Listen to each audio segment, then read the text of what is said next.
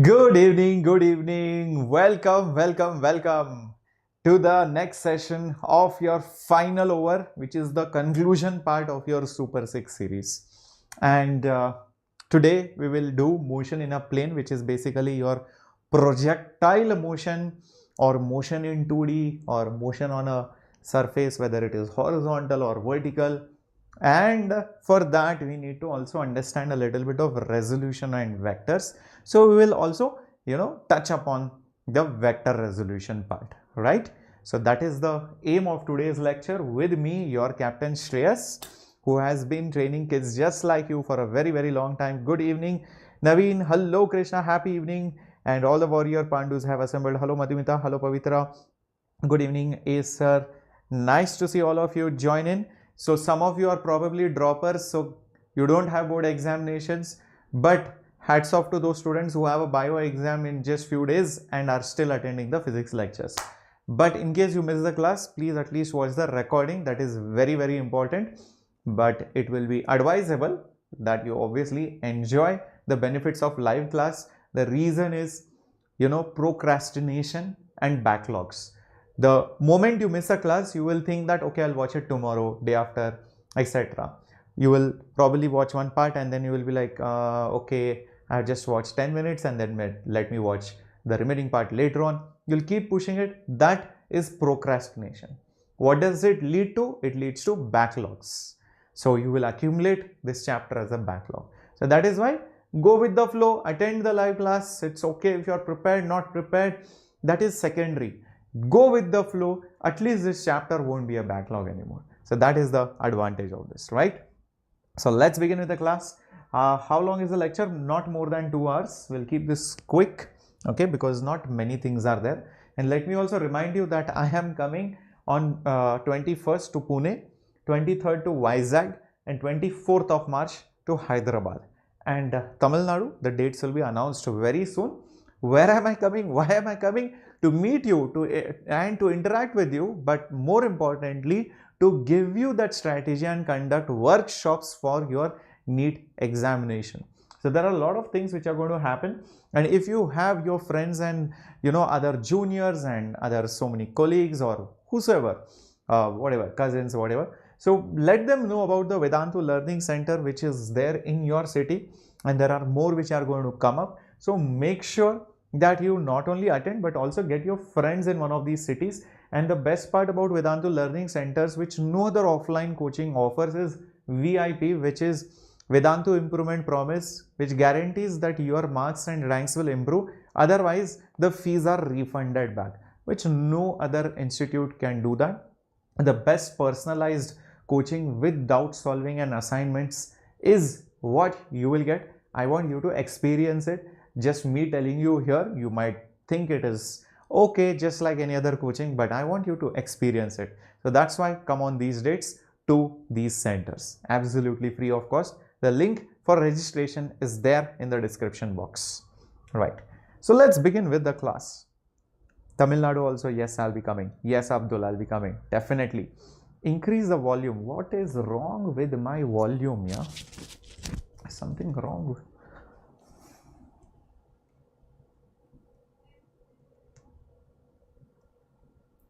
Just check if the volume is fine now. Just check if the volume is fine. Is that okay? I'm still telling my brother who is a J aspirant to follow your lectures blindly after. Thank you so much, Madhumita. Means a lot. Pavitra, I hope I'm audible now. Is it fine? Is the voice clear? Let me know. Okay. Great. Yes, everything fine? Okay, cool. Yes. Okay. Now see, when I say motion in a plane, meaning imagine there is a insect, okay, some ant is there or some insect is there. It is crawling on the floor, right? This is motion in a plane. Or you throw a ball and it goes like this. That is also a motion in a plane. So all these motion are governed by some laws, some principles. that is not something what we are bothered about. We are just interested, if I throw it like this, if it is going like this, what is the velocity, what is the acceleration, what is the position, what time is it there, how much distance does it cover. These sorts of things is what I am worried about. So there are a lot of examples of motion in a plane. You can also think about, you dropping something and you throwing at an angle, so those things are falling off an aeroplane or a train or a bus or a car. All these are examples of motion in a plane. You are walking, or even I am walking over here, this is also motion in a plane. There is a horizontal surface and I am going on the horizontal plane here, there. I keep roaming around while I am teaching. So that is also motion in a plane. Now, to understand motion in a plane, what you will need is something called as vector resolution, and for that let's learn vectors. What is the meaning of resolution? I'll come to it, but think of it this way. Imagine there is a Pandu, okay, and he travels, let's say 3 kilometers towards the east. Another day, the same Pandu, example, he travels, let's say 4 kilometers towards the north direction. Some another day, what Pandu does is he travels here, and his coordinates are 3, 4. Imagine his coordinates are 3, 4. He has gone like this, 3 kilometers in the x-axis, 4 kilometers in the y-axis or in the north axis. So the Pandu has gone at an angle. You can say that the motion of this Pandu is like combining both the motions together, like 3 kilometers in the east direction and 4 kilometers in the north direction. That is the total displacement of Pandu. So you can see, whenever the motion is happening at an angle, then you can partly consider it to be a motion in 1D in one direction and another motion in the perpendicular direction right over here. So that is why inclined motion or the motion at an angle is usually split into two parts, is divided into two or more parts, and each part is called as a component. Or you can just say that the resultant actual motion is partly here and partly there. So I have split up the original motion into two separate motions, which are much easier to analyze or understand. And this is the process which is used to study complex motions in 2 dimension or 3 dimension. So that is the reason why we study vector resolution for motion in a plane. Is that understanding clear? Why we need to study vectors before we study motion in a plane, right? So let's understand what are those vector resolutions. So before that, a quick recap of what is scalar quantity and what is a vector quantity. Like if you tell me what are the examples of scalar quantities, I would say time is a scalar quantity. I would say, distance is a scalar quantity. I would also say speed is a scalar quantity. I would also say density is a scalar quantity, right? All these are examples of scalar quantities. Or I can say length is also a scalar quantity. If you talk about vector quantities, examples would be velocity, then position, right? Displacement, then force, acceleration, right? Momentum. All these are examples of vector quantities.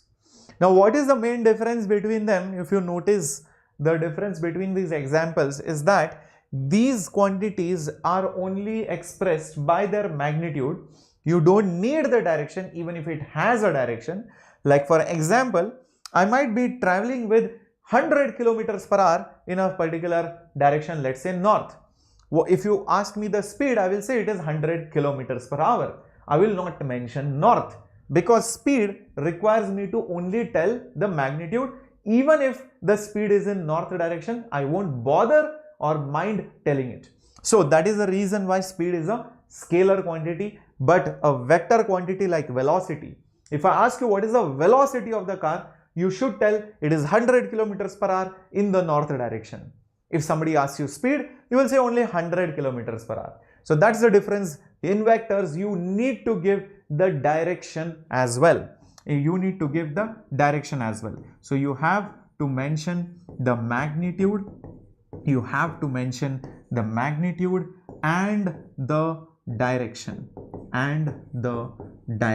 Keep this in mind. Whereas in this particular case, you just have to give the magnitude alone.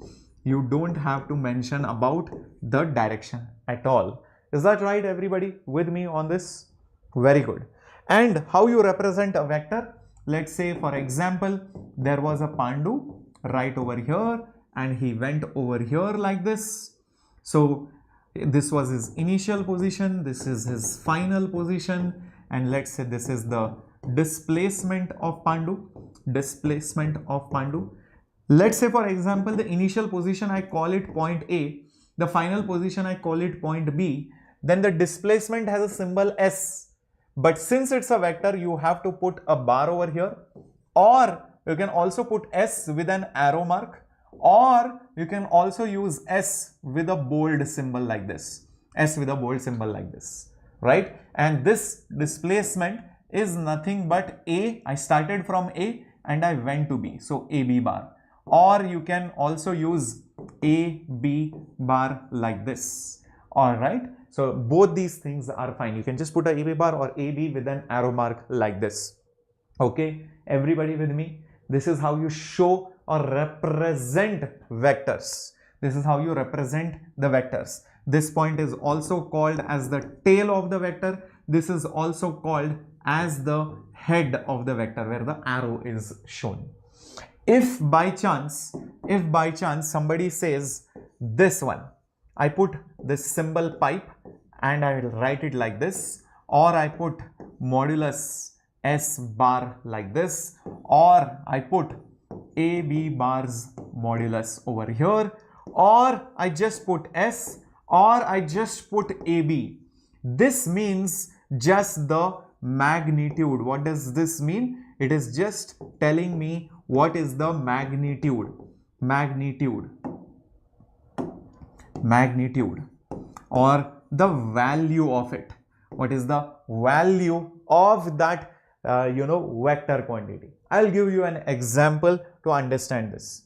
Say, there is a car which is going at 50 kilometers per hour in the northeast direction. So if somebody asks me velocity of the car, I will say it is 50 kilometers per hour in northeast direction. But if somebody asks me V bars modulus or just V without the bar, then I will just say it is 50 kilometers per hour.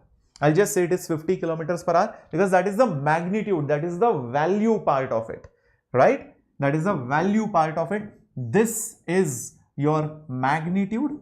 This is your magnitude part of it, and this is basically the directional part of that information. You are giving both together, that is vector. If you are just giving the magnitude, that is the scalar part of it, the magnitude part of it. It will be illegal to say V bar is equal to just 50 kilometers per hour. That is illegal. This is not true, because where did the direction go? Whenever I put a bar, you have to mention direction. Is that right? Understood what is the meaning of vectors, right? Simple, easy peasy, lemon squeezy. Very good, sweetie. Very good, Madhumita. Very good, Krishna. Let's move ahead. Now, there are many types of vectors. I will come to that as well. So, scalar, I told you about it. It is speed, volume, mass, energy, power. All these are scalars. They do not have directional information. You just tell a number, that's it. Vectors have a direction like force, momentum, velocity, acceleration. All these are vector quantities, and they also follow the laws of vector addition and subtraction, which you might have studied before. Cool. And Then when we talk about vectors, there are multiple types of vectors like equal vectors, parallel vectors, non-parallel vectors, zero vectors and all of that. Just to quickly recap, equal vectors means their directions are also same and magnitudes are also same. Like Pandu Champa holding hands together and walking together, Champa's and Pandu's displacements, velocities, everything will be equal. But Pandu fought with Champa, Pandu goes here, Champa goes here, directions are different. Or Pandu is very fast, Champa is very slow, directions might be same, but their magnitudes will be different. So then the vectors are said to be not equal or unequal vectors. Correct? Everybody with me? Cool. You can also multiply a vector with any scalar number, basically a pure number with a number, and that is perfectly allowed. Like say for example, I tell you I have a vector a bar, and let's say that vector a bar is like this. If I tell you do one thing, write 2 times of a bar, 2 times of a bar. 2 times of a bar means you take a bar 2 times, so it will become slightly longer. It will just become slightly longer. Perfect. I can also say, okay, do one thing, write minus a bar, minus a bar. So when I say minus a bar, what do I mean? I'm just negating it. So basically the same vector, just flip it like this, that's it. It will become minus a bar. That's all. Similarly, I can maybe write a bar like this. Let me put few more examples right over here so that you get an idea. Say I put 0.3 a bar. Now when I say 0.3 a bar, that means you take 0.3 part of it. So 0.3 part of it will be hardly anything. So it will be just this much. It will be just this much. Similarly, I can write, something else like maybe minus 2 a bar. So when I say minus 2 a bar, you flip it and elongate it 2 times. So it will be a long vector like this. So basically you can multiply a with any quantity. You can multiply a with any quantity. I can call it k, and it will become a new vector. It will basically become a new vector. So this is a pure number. It is a pure number, or I can just call it as a scalar. And basically the vector will get multiplied some number of times. If by chance you multiply it with 0, it will become a null vector. Remember, a null vector is basically a vector with no magnitude, or I would say zero magnitude. I would just say zero magnitude,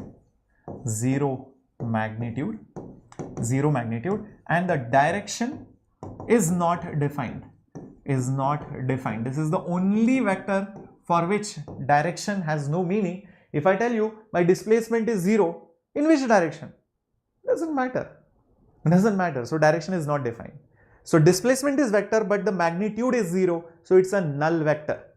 A donkey stays there as it is, doesn't move at all from its place. A lazy person sleeping on his bed whole day, displacement is 0. Direction doesn't matter, right? That is the meaning of it. Correcto. Now you should also remember something called as a unit vector. A unit vector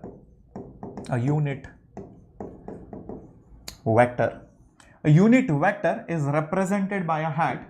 So if by chance I tell you p hat, this p hat is definitely going to be a unit vector, meaning the modulus of any such vector with a symbol like this one, this small triangle like symbol, is always going to represent unit vector. The magnitude of it is always going to be 1. Keep this in mind. And there are these special unit vectors which you have, for your 3 different axes, 3 different dimensions, x, y and z. The one unit vector which is along the x-axis is called as I cap. The one which is along the y-axis is called j cap. The one which is along the z-axis is basically called k cap. I cap, j cap and k cap, these are the special unit vectors. These are your special rectangular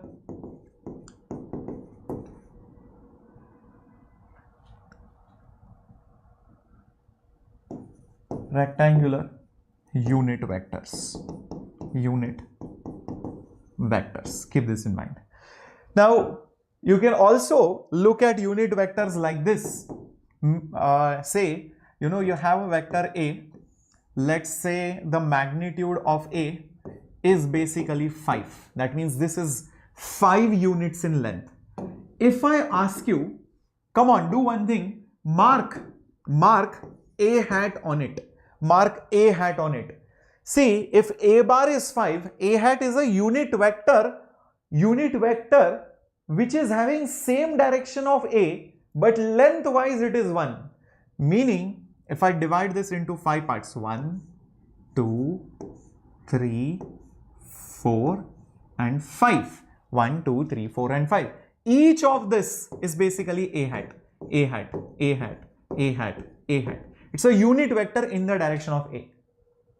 So if the magnitude is 5, I will keep A hat 5 number of times.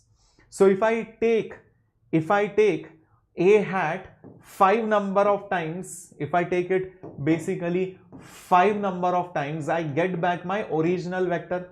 5 A hat is basically my original vector.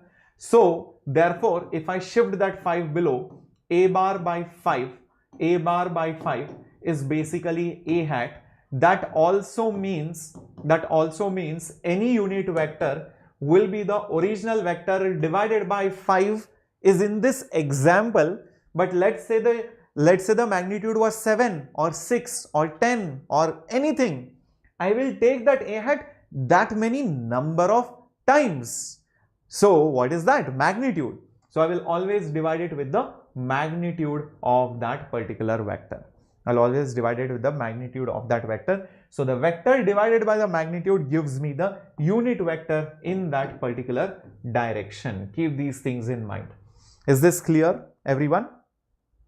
Yes. Sir, in parallel vector case, if the direction is changed, will you even call it as parallel vectors? No, if the direction is different, then I will not call it parallel vectors, right? So remember, when magnitude and direction both are same, it is equal.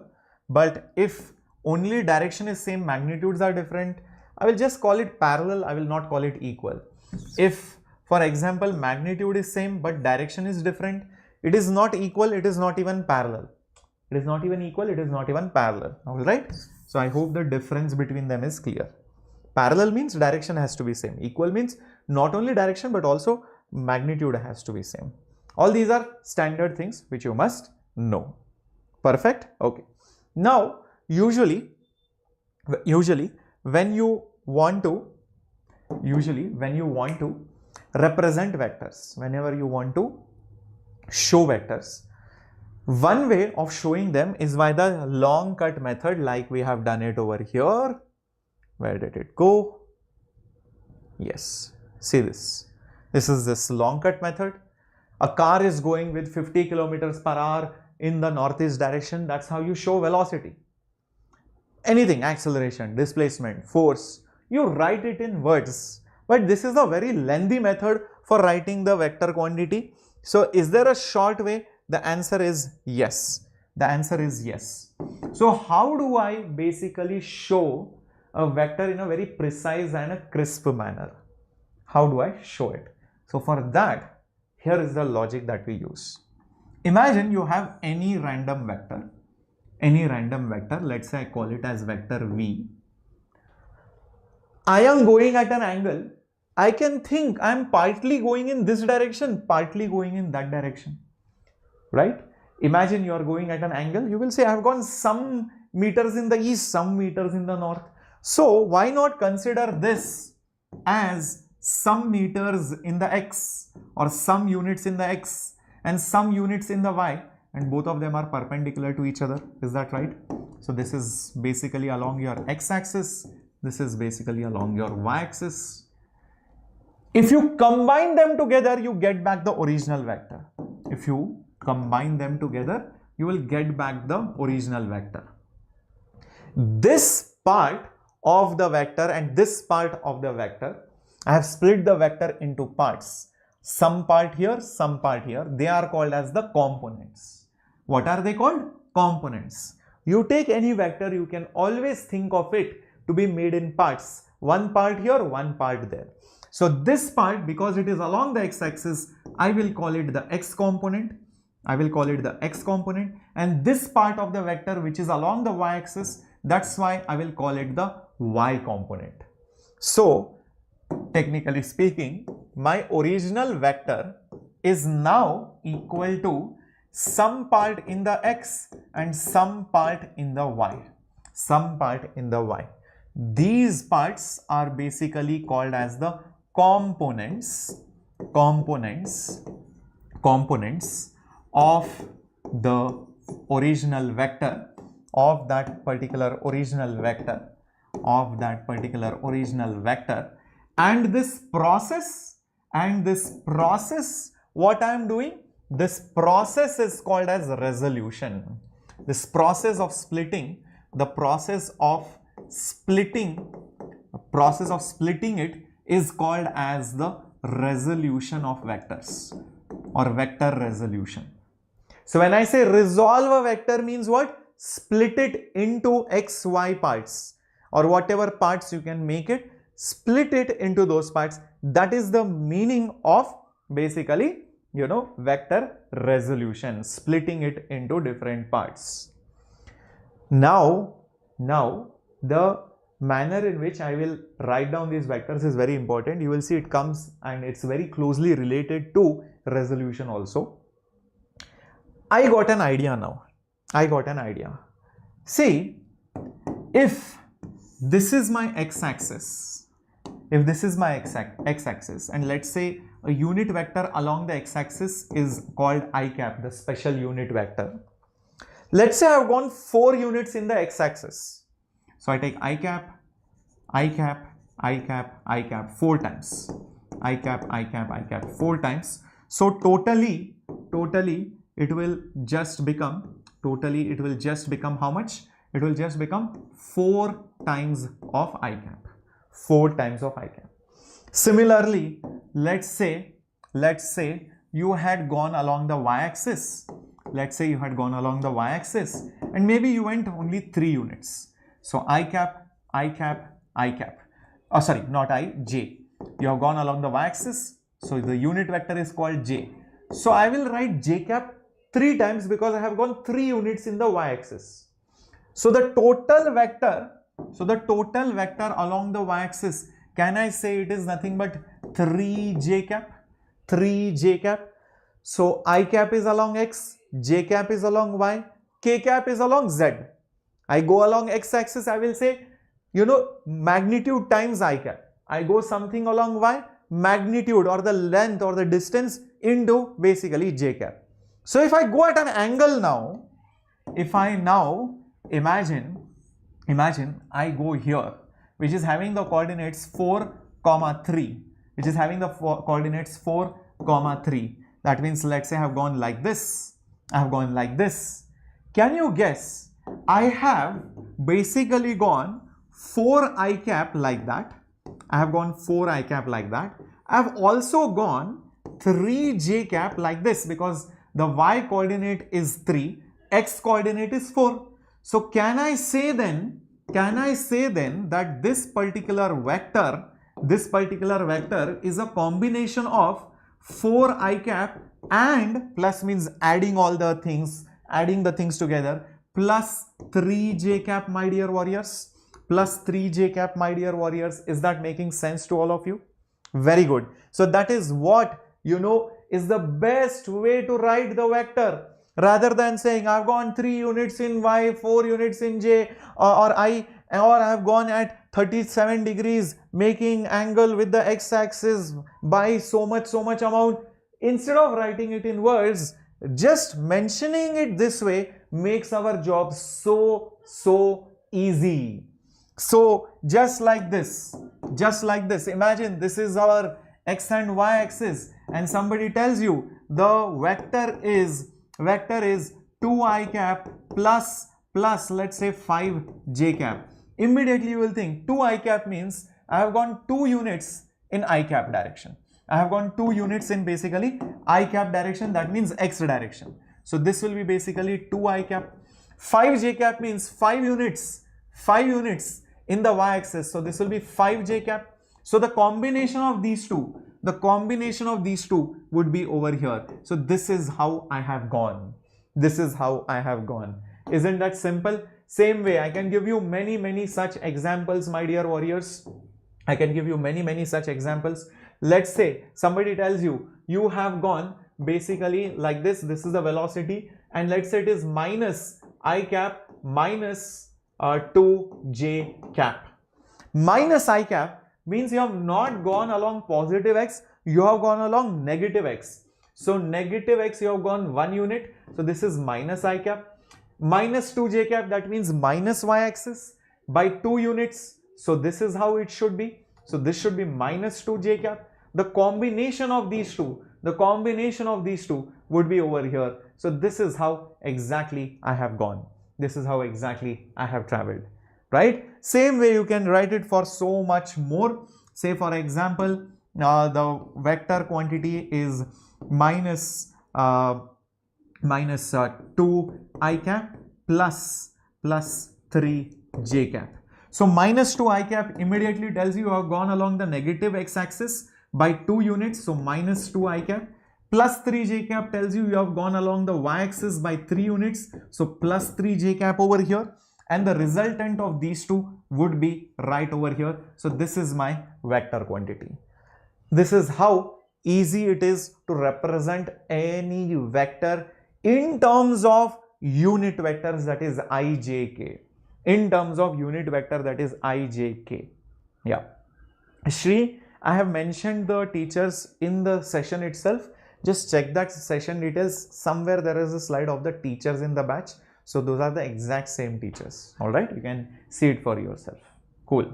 Clear? Let's move ahead. So I can then say the vector quantity can be written down as the magnitude, and I will put unit vector over here, I cap or j cap, like that. So what is I cap and j cap? Those are the unit vectors. In the perpendicular directions, x axis, y axis, z axis separately. This is the true way of writing any particular vector quantity. Something I cap, something j cap. If there is a third dimension, then there will be plus vz k cap. Correct? Vz, z component, and k cap. Now, interesting story over here. If somebody asks you, what is v bar mod? You will be like, oh, this is magnitude. So somebody is asking me the length. You will immediately start thinking, oh, wait a minute, I can easily construct a triangle over here. You can immediately see that there is a beautiful triangle where this is always the hypotenuse. Your original vector is the hypotenuse. So using Pythagoras, I know hypotenuse is this side square plus this side square, the whole thing under the root. So can I say this is nothing but 4 square plus 3 square under the root? This is using Pythagoras. Theorem. Everybody with me? So what is this going to be? 16 plus 9, which is nothing but 25. So the answer is going to be 5 units. So the magnitude is 5 units. As simple as that. Same way over here also. If somebody asks you, what is the magnitude of this vector quantity? You will immediately take this quantity square and this quantity square, add them and see what you get. So this will be nothing but 4. This will be nothing but 25. 25 plus 4 is 29. So root 29 is the answer. That is the length of this vector quantity or the magnitude of this. If somebody asks me the magnitude over here, what do I do?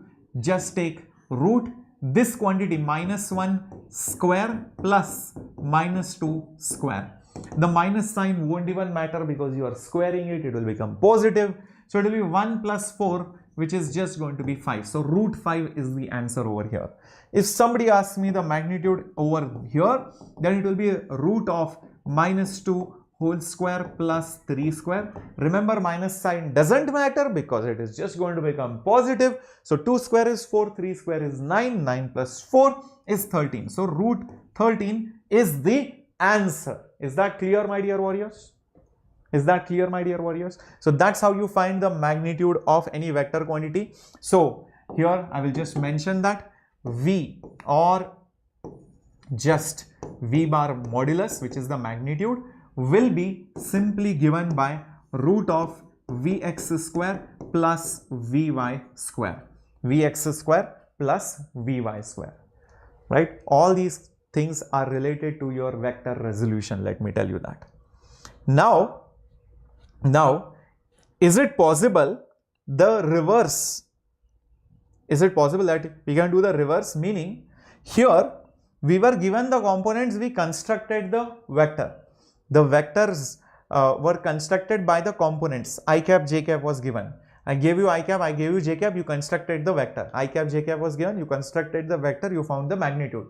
Is the reverse possible? The answer is definitely. Why not? You can definitely do that. Imagine somebody tells you, listen, I am going 10 units like this, and I am making an angle of 60 degrees with the x-axis. And then they tell you, write down the vector quantity.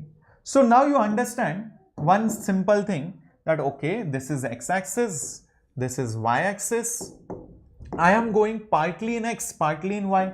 I am going partly in x direction and I am going partly in the y direction. Correct?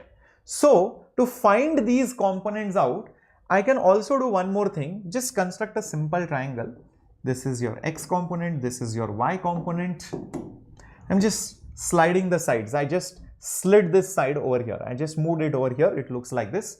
This is 10 units. This is 60 degrees. Can you now guess, if this is your right angle triangle, what will be the base? What will be the height? Use trigonometry. Use trigonometry. You will immediately see that sine 60. Let me put it here. Sine of 60 degrees, my dear warriors, will be opposite side by hypotenuse. Opposite side is Vy.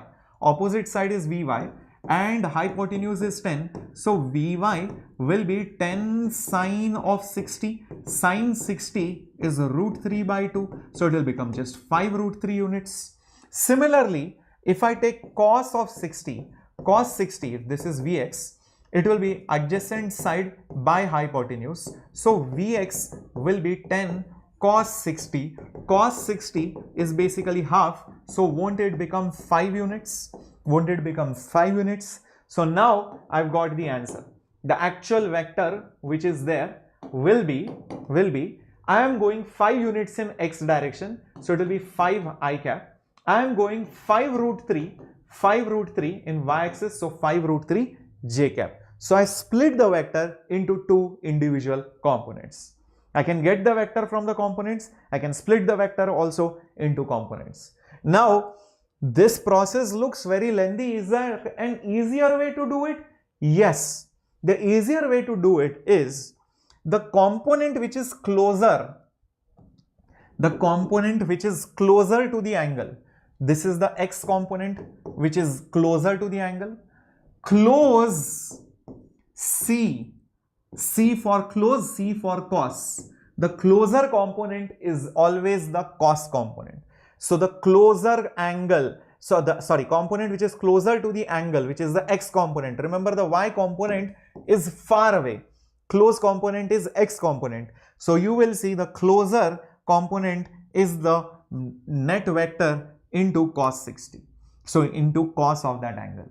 If it is a far away component from the angle, if it is far away, you have committed a sin.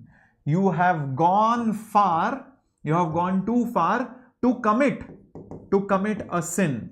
You have gone too far for committing a sin. So you have gone far and that's why you have committed sin. So sine component is the y component. So you can just always say it is 10 multiplied by sine. So if you get ever confused who is sine, who is cos, remember the close is cos, the far away is the sine. Let's put this to a practice by taking certain examples. Say there is a vector given like this of 20 units, and let's say with the y-axis you are making an angle of 30 degree. You are making an angle of 30 degree. I can definitely split it into two parts, one part here and the other part over here. This is x component, this is y component. Okay. Now a lot of people by heart x means cos, y means sin. There is no such rule. Don't by heart such things. What did I say? Close means cos, far means sin. So 30 degrees is closer to y. 30 degrees is closer to y. So y will be this 20 into cos 30. Always multiply by cos or sine of that angle with the original magnitude of the vector. So this will become 20 into root 3 by 2. So this will become 10 root 3. Vx, x is far away from the angle. So it will become 20 sine 30, my dear warriors. So 20 into half, which is basically 10 units. So my actual vector quantity will be 10 times I cap plus 10 root 3 j cap plus 10 root 3 j cap. That is how you do this. Yep. Yes, this is the trick to do this. So you can do many more such questions, like say for example, you are given a vector like this. Let's say this is having the units 8. Okay. And let's say it is making an angle of example 45 degrees. Now this can be again split into two parts. One part over here, I'm going partly here and I'm also going partly down over here. So this is the x component, this is the y component. I am closer to 45 in the y direction. Y is close to 45, that means cos. So it will be 8 cos 45. I am far away from 45 at the x location. So this will be 8 sine 45. Okay, sine 45 is 1 by root 2. Cos 45 is also 1 by root 2. So finally, what is the answer? I have gone in the x direction 8 by root 2 times. So 8 by root 2 I cap. In the y direction, I have not gone positively. I have actually gone below. So technically speaking, this whole thing, because it is below, should be negative. It is negative because I am going in the minus j cap direction. So this will be minus 8 by root 2 j cap. So that is why the minus sign will come. Is that right? Everybody with me? Clearo? Perfecto? Shall we proceed ahead? Yeah. Everybody is now confident about vector resolution, vector splitting. What is the meaning of vector resolution or vector splitting? How you split it into components and other such things, right? So if you have understood it till here, then let's actually put it to use in, projectile motion and all those things. So resolution of vector is done. Okay, so let's talk about finally motion in a plane. So the examples of motion in a plane is, let's say, insect moving on ground. So this is horizontal plane. Then projectile motion where you throw something, kick a ball, batsman hits the ball goes in the air. So this is vertical plane. Similarly, you can also have circular motion.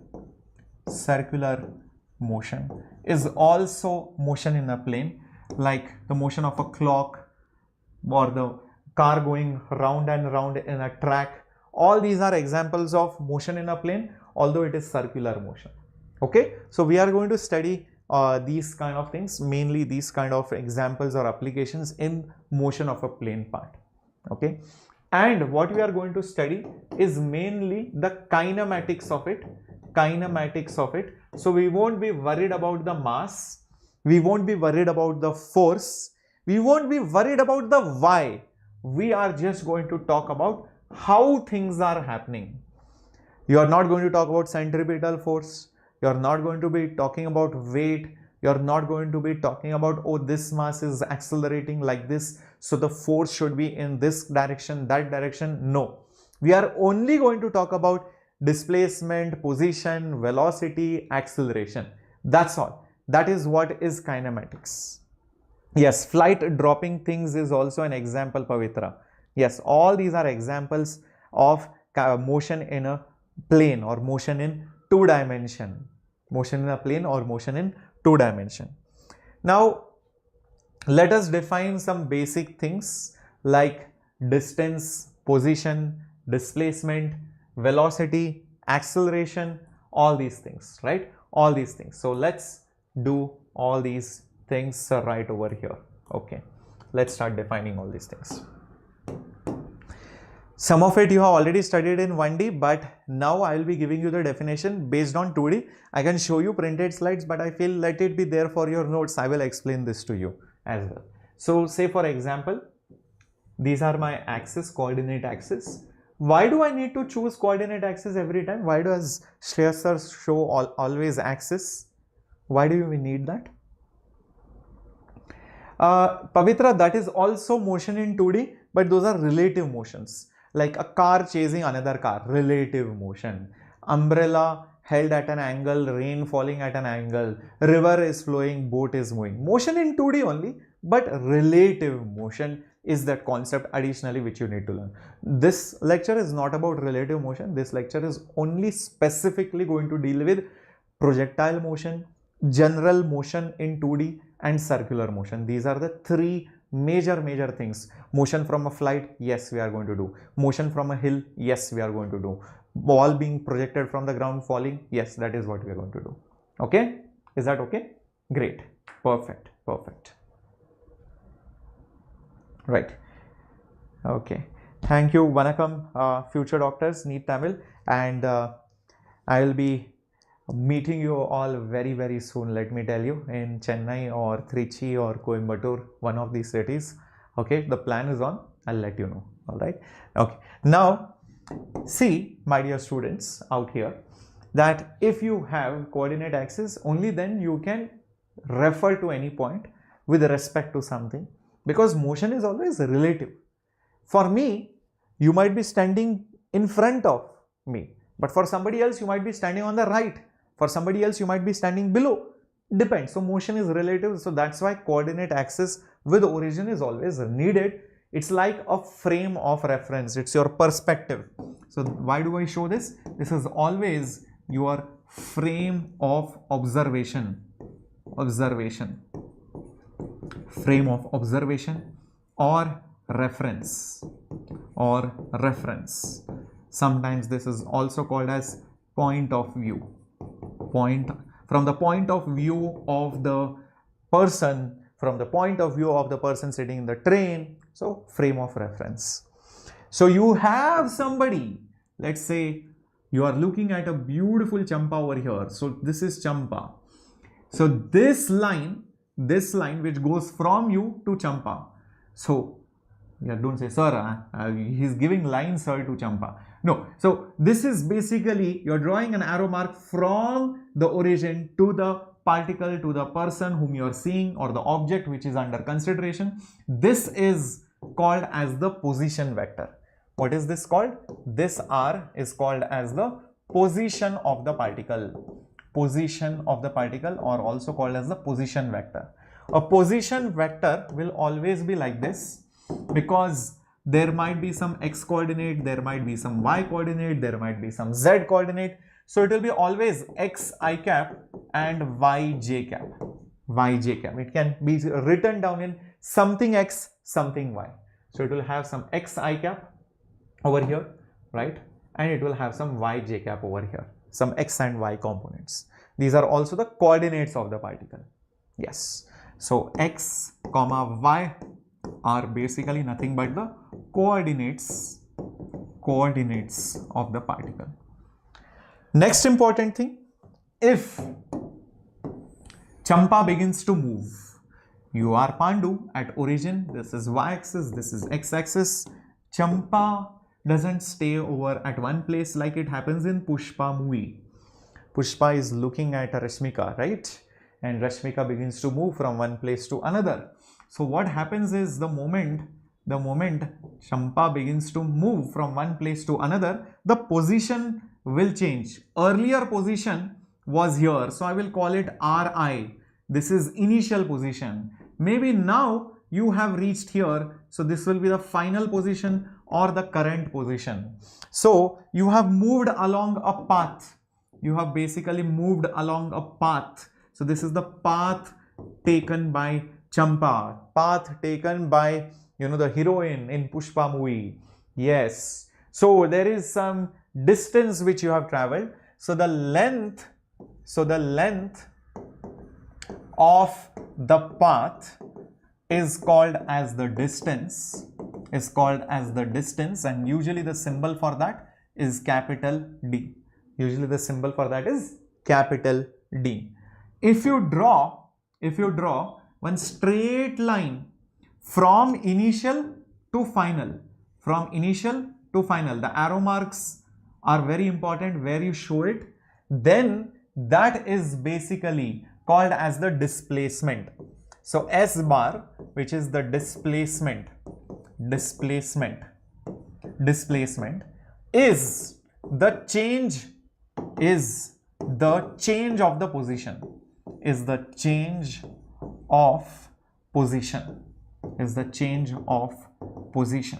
and you can see what happens over here. There is a beautiful triangle which is formed. Initial position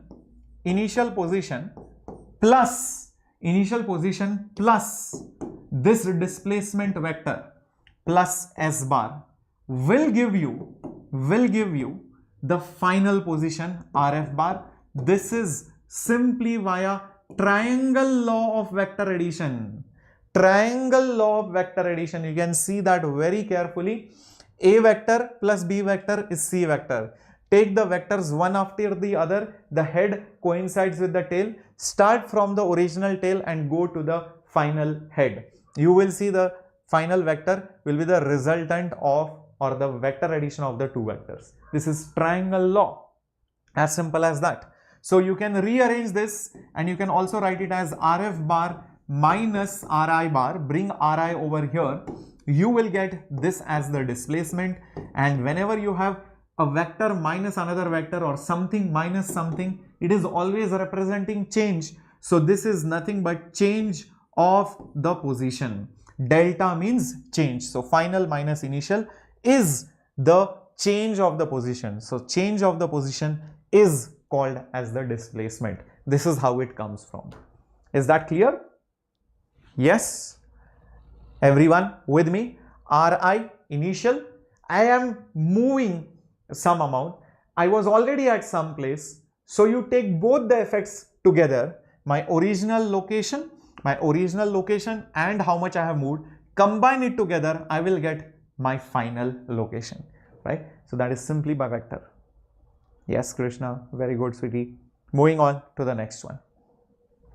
Now that we have spoken about displacement, let me just show you some simple example on this. Imagine a particle was initially at 1, 2, 0, and finally the particle goes at 0, -1, 4. Question is, what is the displacement of the particle? Simple answer. Displacement is final minus initial position. And whenever we talk about position, we can express it in coordinate form. X coordinate I cap, Y coordinate J cap, Z coordinate K cap, and so on and so forth. Final is this, initial is this, because the particle has gone from here to here. So it will be basically 0 I cap minus 1 J cap plus 4 K cap. This is final. Minus initial position, write it in, these coordinates are given, write it in IJK form. So 1 I cap plus 2 J cap plus 0 K cap.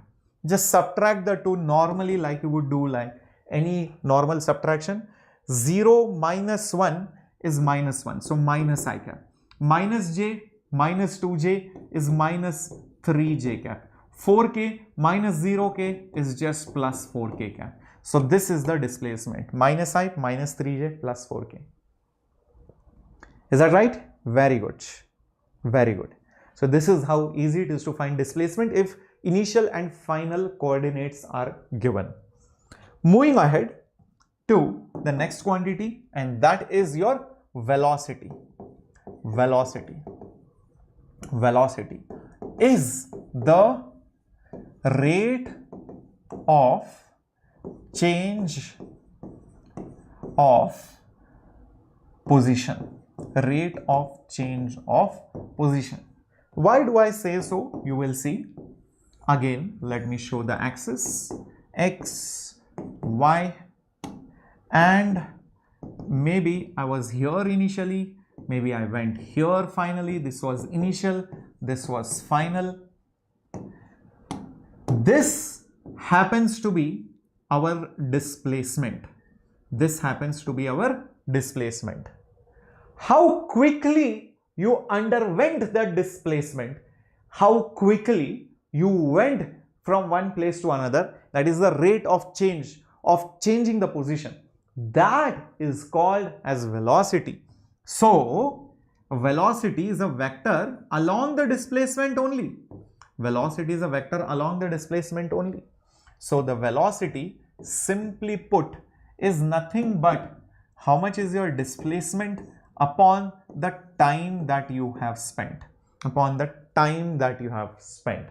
Now, if the displacement is good enough, the time that you are considering is also decent enough, like 0.1 second, 10 seconds, 1 minute, few hours, 5 seconds, fraction of a second, whatever, then when you can measure the time and you can write it here, you can measure the displacement, write it here, and then divide the two, you get the velocity. That velocity is always going to be average velocity. What is it going to be? Average velocity. So this is the formula for average velocity, but we all know displacement is nothing but change of position. Displacement is nothing but change of position. So technically this is delta r by delta t. So this is your average velocity. Which velocity is this? This is average velocity. Keep these things in mind. Keep these things in mind. Clear till this point? Displacement was change in position. I've just substituted it over here. Please don't cancel delta. Please don't cancel delta. It doesn't make sense. Okay. Just to give you, an example, just take the same thing. Let me just create a duplicate right over here. Yeah. This particular example, what we just did, imagine all of this happens in example 2 seconds. In 2 seconds. We found out the displacement. Let's say another question is find out the average velocity. Question is find out the average velocity. What will you do? Average velocity is displacement by time or change in position by time. So the average velocity by formula is displacement by the time that you have taken. Displacement is minus I cap minus 3j cap plus 4k cap. The whole thing divided by time. All this happened in 2 seconds. So divide by 2. So it will become minus 0.5 I cap. Minus 3 by 2 is minus 1.5 j cap. And 4 by 2 is 2. So plus 2 k cap. But this will be meters per second. Just like this one was in meters, this will be meters per second. That's how you find the average velocity. Delta means change. Yes, perfect. Now you might be wondering, sir, is it possible for the average velocity to be 0? The answer is yes. The answer is yes. Can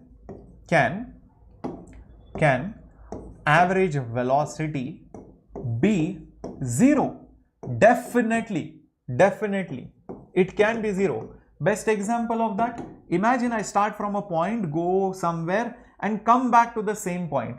Meaning my final position is initial position or my displacement is 0. Then obviously my average velocity will also be 0. But bear in mind, the distance traveled is not 0.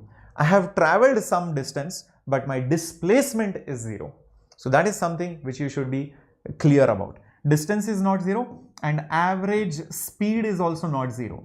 Average speed is also not 0. So keep this in mind. This is distance and speed. These are velocities and displacements. These are vectors. These are scalars. Yeah, so this is definitely possible. Okay, so we understand it till here. So is there something called as instantaneous velocity? Yes, why not? Imagine you are somewhere here, you hardly move something in a very small interval of time, and your displacement is just this much. Your displacement is just this much. This is basically your dr. So a very small displacement, dr in time, in infinitely small time, which is dt, what you get is the instantaneous velocity. So instantaneous velocity is what will you get. So that instantaneous velocity, just like average was defined as delta r by delta t, big time interval, some decent displacement. For a very small interval, very small displacement, you change the symbol of delta to d. Instead of delta, what will you write? D. That's all. So my dear students, all you will do is you are just going to write this as dr by dt. That's all. You are just going to write it as dr by dt. Also remember, r can have x component, y component and z component, all of them separately. So say for example, I write this as something xi cap plus yj cap plus zk cap. Example. So I have written down r vector. As xi cap plus yj cap plus zk cap. So by the rules of derivatives, whenever you have addition, you can take the derivatives separately. Isn't that right? So you can just write it as dx by dt I cap. Then you can also write it as dy by dt j cap. And you can also write this as dz by dt k cap. What is this dx by dt? Rate of change of x coordinate. So that will be the x velocity. What will be dy by dt? It will be rate of change of y coordinate. So it will be y velocity. And this is z velocity. So this will be vz k cap. So basically, by differentiating, by taking derivative, you will get x, y and z components of the instantaneous velocity. Let me give you an example. Of this. Say I tell you, my position is t square I cap minus 2t j cap plus 4 k cap meters. Can you find the velocity as a function of time? Can you find this out? The answer is yes, we can very easily do that. We just know velocity at any instant is rate of change of position, is nothing but rate of change of position. So what is the position? This whole thing. So differentiate it with respect to time. So derivative of time for t square I cap plus derivative with respect to time for this minus 2t j cap, and again derivative of time for what is it? 4k cap. What is the derivative of t square? Till this point everything is clear, right? I've just taken this, put it here, and I know each term will be differentiated separately and added or subtracted, right? Okay, so what will it be? Derivative of t square is nothing but 2t, so it will be 2t I cap. Derivative of this will be nothing but minus 2t j cap, and oh sorry, not minus 2t, derivative of time will be 1, so minus 2 j cap, and 4 is a constant, so the derivative will be just 0. 4 is a constant, so derivative is going to be 0. So the final answer is 2t I cap minus 2j cap. So that is the final velocity. That is the final velocity. Great. So this is how, by taking derivatives, using the rules of derivatives, you can quickly find out the velocity. Cool till this point, everybody? Right? So we have done till velocity, we have done till displacement, position, how to relate all of these things, distance, right? All these things are done till now. Let's move ahead. Let's move ahead now. Next quantity that we need to talk about, you can obviously guess this. This is x-axis, this is y-axis. Imagine a particle has some velocity over here, and after some time the velocity is over here. This is initial and this is final. Maybe the particle was going like this, who knows.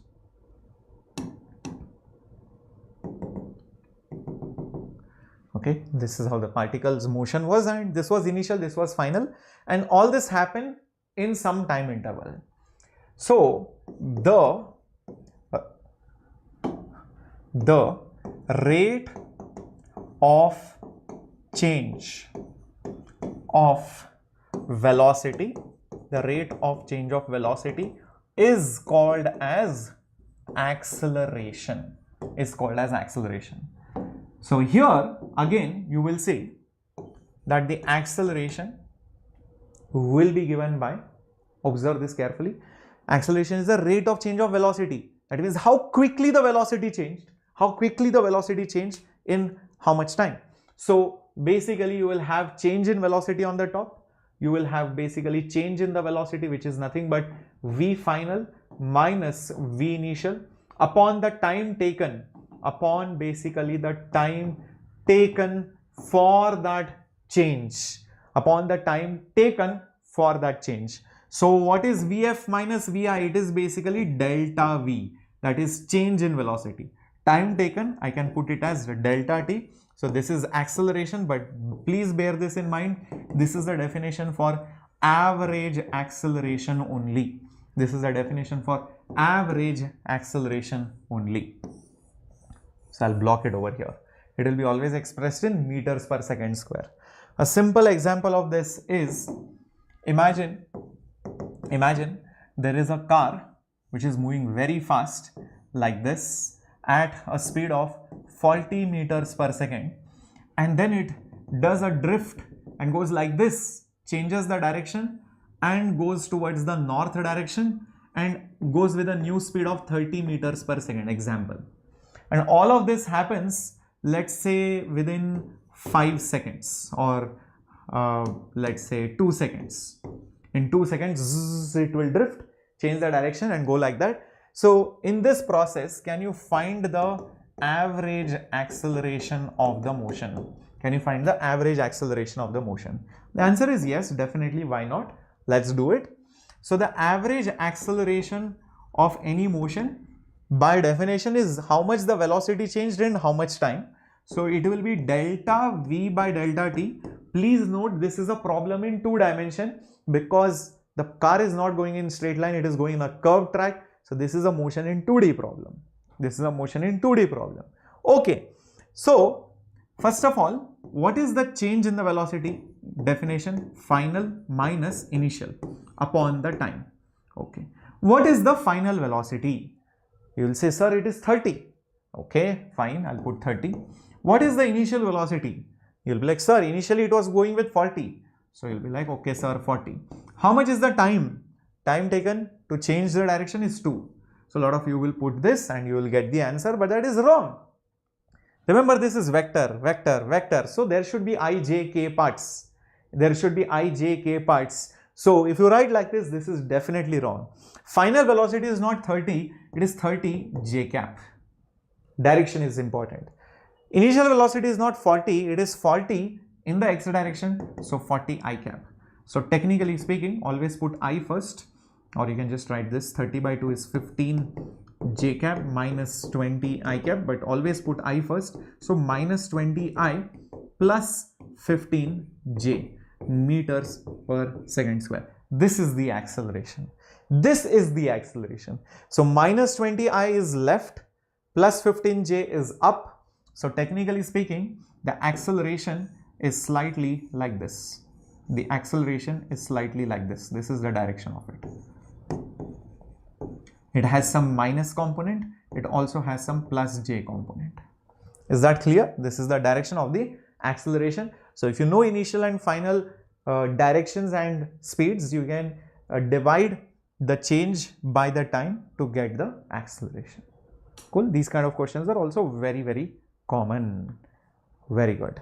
So now naturally the next equation will be, sir, if average is big change by big time, if there is a small time interval and in that time interval the velocity changes by a very small amount. So initial velocity was here, maybe the final velocity is like this. So it changed by a very, very small amount. It changed by a very, very small amount. So you can see maybe this is your dv. This is a small change in velocity, which is basically dv, in infinitely small time. What is that infinitely small time? dt. Then what you get is the instantaneous acceleration. The instantaneous acceleration. Instantaneous acceleration. And that instantaneous acceleration, just like before, instead of delta and delta, you will have d over here. So it will be simply put dv by dt. Instantaneous acceleration will be dv by dt. Very, very straightforward. Small change of velocity in the small time. Let me give a simple example on this. Imagine they tell you, see, velocity is t I cap minus 4 j cap plus t cube k cap. Can you find the acceleration? Can you find the acceleration? Definitely we can. We know by definition acceleration is derivative of velocity with time, and because instantaneous acceleration is asked and velocity is a function of time, immediately it should pop in your head, I should use derivatives. There is no other way. I can't use any kinematic equations as such. So acceleration, since it is derivative of velocity and velocity is having some time variables here, just put this velocity here. So it will be derivative of t with I cap, and here you will have derivative of 4j cap with respect to time, and finally derivative of t cube, right, with respect to t. So what is derivative of time? T raised to 1's derivative will be 1. So it will be just I cap. Derivative of a 4 is a constant, so 0 j cap. And sorry, this was minus, but anyways it won't matter. Even here, yeah, even then it will not matter. Anyways it was 0, but still, yeah. And derivative of t cube, and derivative of t cube is 3t square, and this will be k cap. So this will be I cap minus 3t square k cap. That is the instantaneous acceleration. That is the instantaneous acceleration. Is that clear, my dear warriors? Yeah. Is that clear, my dear warriors? Very good, very good. So now we know how to find velocity, acceleration, displacement, average, instantaneous, everything for a two-dimensional problem. Now you might be thinking, sir, can I use kinematic equations also in 2 dimension? Just like in 1 dimension, the answer is yes. But there is only one catch, and the catch is the acceleration should be constant, both in magnitude as well as direction. Only then you can use it, otherwise you can't. So say for example, there is an acceleration like this, and let's say there is a particle having some initial velocity like this, and it goes like that maybe in 2 dimension, and this is the final velocity. This is your initial velocity. This is your initial velocity. This is your current or final velocity. And let's say this is the displacement. This is the displacement.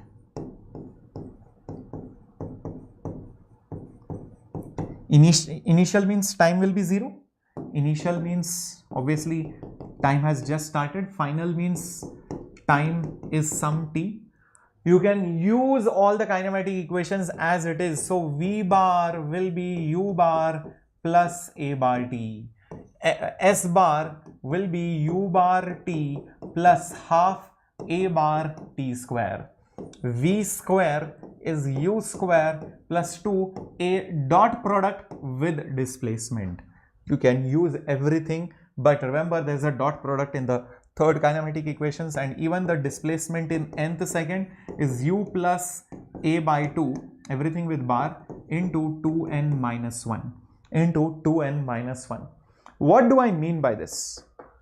What do I mean by this? That I can use these equations as it is with the bars and the proper notations in 2 dimension. Let me give you an example. Say I tell you, listen, there is a particle which is moving with 2I cap minus j cap meters per second initially, okay, some velocity initially. If acceleration is I cap plus 2 j cap meters per second square, then in 2 seconds the velocity and the displacement are question mark. After 2 seconds, what is the velocity as well as the displacement? If you read the question, you will realize acceleration is I cap plus 2j cap. There is no time mentioned over there. That means it is not changing. And whenever the acceleration is constant, you can use these kinematic equations. You can use these kinematic equations as long as acceleration is constant, and it is. So to find velocity, the obvious choice of equation should be v vector is u vector plus a vector into time. Initial velocity is 2I cap minus j cap. Acceleration is I cap plus 2j cap. Time is basically 2. So this will become 2I cap minus j cap plus 2 into I is 2I cap. 2 into 2 is basically 4j cap. Just add them. I will add with I only, so it will become 4I minus j plus 4j will make it 3j. So this much meters per second is the velocity. 4I plus 3j. Is that right? Everyone with me? Yes, perfect. If somebody asks you the speed of the particle, that means they are asking you the modulus or the magnitude. So it will be x component square plus y component square, whole thing under the root, which is 16 plus 9, which is 25. 25's root is 5. So the speed is 5 meters per second. So the speed is 5 meters plus per second. Now the next part, which is displacement. Again use kinematic equation. So S is ut plus half at square. Initial speed, yeah, this thing, 2I cap minus j cap. Time 2 plus half. Acceleration I cap plus 2j cap. Time is 2 square. So this will become 2 2s are 4. So 4I minus 2j plus 4 by 2 is 2.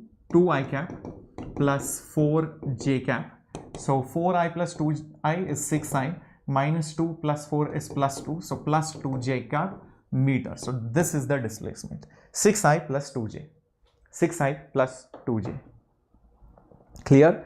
So what I meant by saying that you can use kinematic equations for constant acceleration is that you can use it in the vector form. And remember, only the I will matter with I, j will go along with j. So whenever you solve it, only worry about the i's separately, j's separately. Don't mix and match. I and k will not mix and match, j and I will not mix and match. So it's like solving independent problems. Okay, it is just like solving those 1D problems, but I is separate, j is separate, k is separate. That's all. Some of you will be interested in, sir, can you show me an example of the third equation? Definitely. Imagine I tell you initial velocity is something like 3 I cap minus 4 j cap, and the displacement of the particle is I cap plus j cap, let's say, or 2 I cap plus, I don't know, 2 j cap. Okay. Question is find the, and if the acceleration is minus I cap plus 2 j cap, question is find the velocity. Okay, let me make this plus only. Find the velocity, find the speed. Okay, this is the question. This is the question. You know the initial velocity, you know the acceleration, you know the displacement. Question is find the v, not even the velocity, just the magnitude. So immediately you will realize time is not there, it's missing. So third equation is the obvious choice. So v square is u square plus 2a vector dot s vector. Now please remember, v and u do not have bar symbol.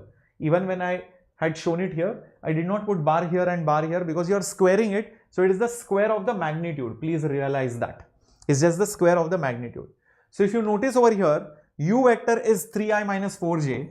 So the magnitude of u is basically 3 square plus 4 square, which is basically 5. Oh, so if the value of u is 5, I am just going to put 5 over here and square it, plus 2. Acceleration is I cap plus 2j cap, dot product with displacement, which is 2I cap plus 2j cap. You have to take the dot product, and remember how dot product is taken. X component multiplies with x component only, and y component gets multiplied with y component only. So let's do the math. 5 square is nothing but 25 plus 2 into I with 2i is going to just become 2, plus 2j with 2j is just going to become 4. 2 2s are 4, 1 2s are 2. So this will become 25 plus 2 4s are 6, sorry, 2 plus 4 is 6, 6 2s are 12. So this will become 37, that is v square. So v is root 37. V is root 37. That's how you solve these questions. That's how you use the kinematic equations. Is that absolutely clear in your head, my dear warriors? Is it absolutely clear in your head, my dear students? Perfect. So we have now seen the general two-dimensional motion. General two-dimensional motion. So let's solve some questions based out of it. Let's solve some questions based out of it. Here is the question coming up on your screen. Let me just get my water. Just keep solving it. Just let me get my water. 1 second.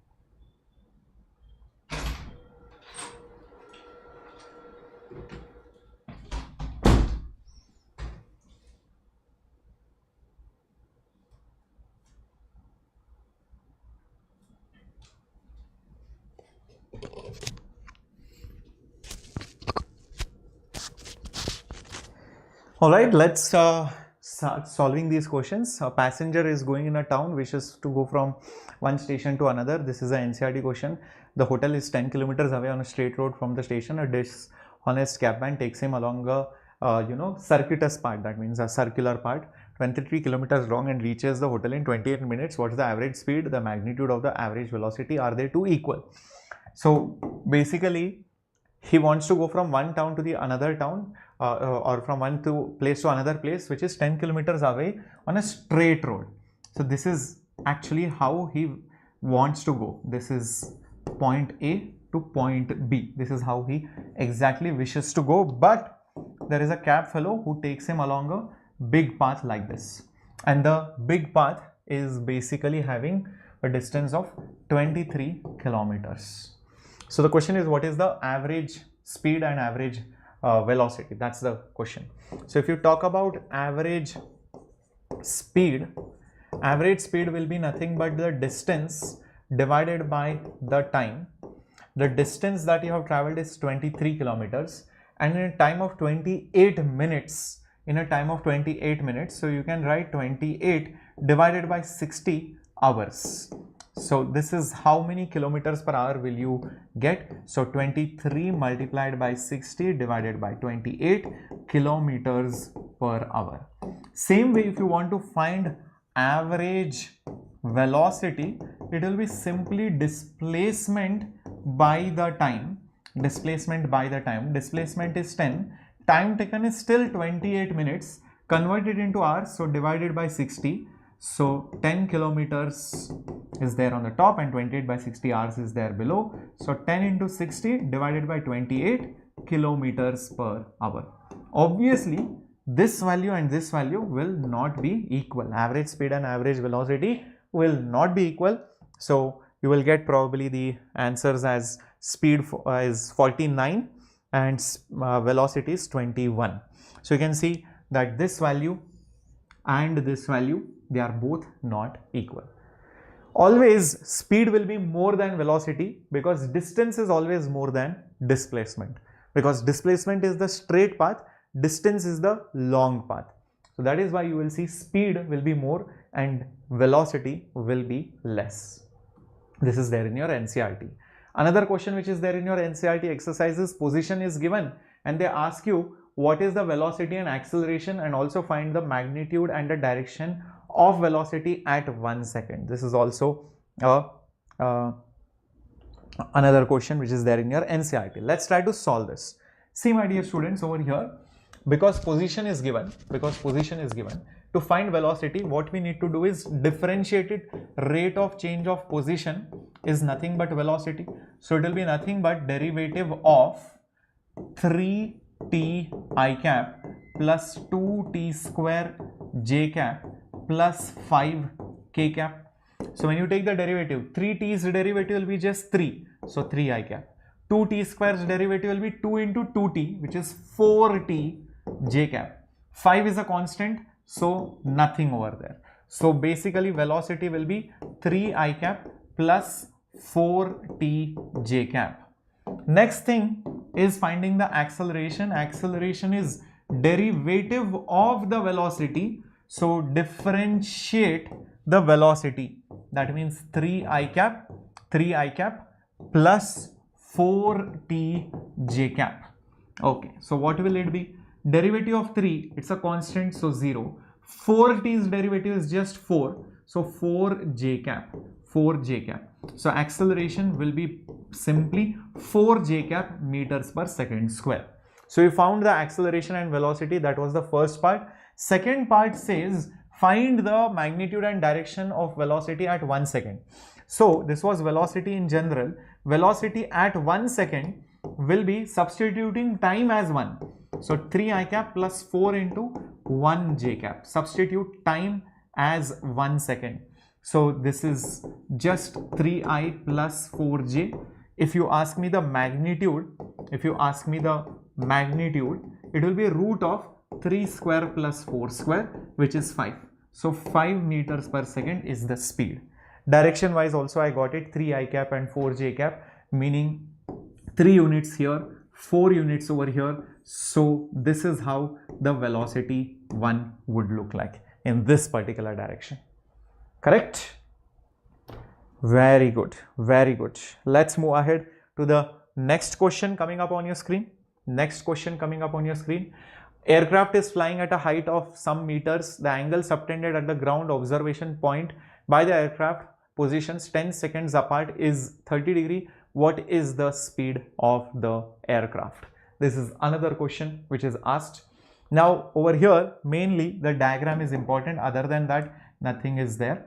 So you are over here, so this is that Pandu who is going to observe from the ground.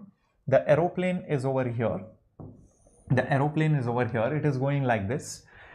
It's flying at a height of this much above the ground. The angle subtended at a ground observation point by the aircraft 10 seconds apart is 30 degree. So imagine initially the aircraft was here. After some time the aircraft is here, and this angle, if it is 30 degree, the question is what is the speed of the aircraft? If you are looking here, after some time it has gone here. So you are just measuring the angle of your observation. It is here, it is here. What is the angle? That's all that you have measured. You know this is basically 3400 meters because that is the height. That is the height. You can easily find this part out. You can easily find this particular part out because of trigonometry. And once you know this distance and you also know the time, which is 10 seconds, speed will be the distance divided by the time. So you just have to use trigonometry and you will get it. That's all they have done. See, this is the height.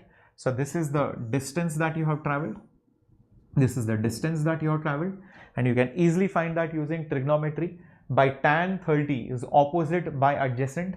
Opposite is AB. Adjacent is the height, which is 3400. From that AB will be 3400 into tan 30. So 3400 into tan 30 means 3400 into 1 by root 3. So that's the distance. So speed will be distance by the time. Time was 10 seconds. So this whole thing divided by 10 root 3. 0 cancels. We can do the math. It comes to close to 196.3 meters per second. Yeah, 193 meters per second. That's all. Okay, this is a straightforward question which is there in NCERT, can also come in your NEET exam. Another question which is there in your NCERT which can be asked in NEET exam is this one. Remember, NCERT questions are must do because questions do get repeated from NCERT in NEET. You have seen this every year. With a velocity, some particle is going in the xy plane under the action of a force with some acceleration. What is the y coordinate of the particle when x coordinate is 84? What is the speed of the particle at this time? So it's a interrelated question. X is dependent on y, y is dependent on x, and such things. So let's try to solve this. Okay, the acceleration is there, velocity is there. What is the y coordinate when x coordinate is 84? So let's just look at x motion. Let's just look at x motion. Initial velocity in the x direction, do I know it? Yeah, it is 5 I cap. So it is simply 5. Acceleration in the x direction, I think it is 3. So it is just 3 over here. Is the displacement in the x direction given? X coordinate is 84. So this is 84. Okay. Is the time given? No. I think we can then use S is ut plus half a t square. Okay, just use this. Is that right? You can just use this, and from this we can find the time. Sx is basically 84. Initial velocity is basically 5. Time I don't know. Acceleration is basically 3, and then this is t square. Multiply by 2. So this will become nothing but 168 is equal to 10t plus 3t square. Just rearrange this equation. It will become 3t square plus 10t minus 168 is basically equal to 0. It's a quadratic equation. You can see that it's a quadratic equation, and the moment you have quadratic equation, you will have two roots. You will definitely have two roots in that. and 2 roots mean 2 values of time. That is what you will get. See this, exactly the same thing, 3t square plus 28. Why 28? Have we got some wrong velocity or something? Why have they given 28?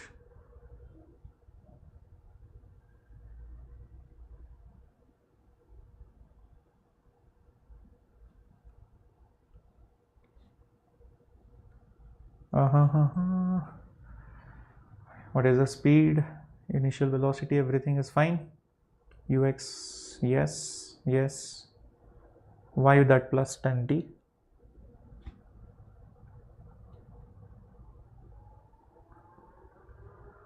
Something is wrong over here. I feel something is wrong over here. Okay, let me just check again. Who's in explain? Yeah, I think the solution is slightly wrong. Okay, so forget that solution over here. Yes, so from this particular equation, what will you get? You will get basically 2 values of time. One value will be positive, one value will be negative. If that value is negative, that is not possible. You cannot have negative time. The only value which is possible is the positive value. Time can't be negative, time has to be positive. So you will choose that value of time. You will choose that value of time. So now that you have got the time, you can use that time and substitute it again to actually solve the problem. Because the actual problem is what is the y coordinate at that instant. So you will use Sy is uyt plus half ayt square. What is uy? Initial velocity in the y direction. There is no velocity only in the y direction, so 0 plus half acceleration in the y direction. Yes, it is 2. So into 2, and whatever time you get from here, let's say it is t1, substitute that t1 over here. From this, you will get the displacement in the y direction. You will get the displacement in the y direction. Is that clear? Yes, very good. And then question is, what is the speed of the particle at this time? What is the speed of the particle at this time? So for that, which equation will you use? Simply, you will use v is u plus at. That's all. Initial velocity is 5. Acceleration is 3I plus 2j. The time that you will put is this same value of time that you get over here. So I'll just put it over here as t1. Solve this, you will get the final velocity. So I've shown you the entire procedure. Okay, just try to solve this completely as homework. Okay, just try to solve completely as homework. I will just delete this solution part because this is not the correct solution. Let's do some more questions coming up on your screen. These are PYQs which have been asked.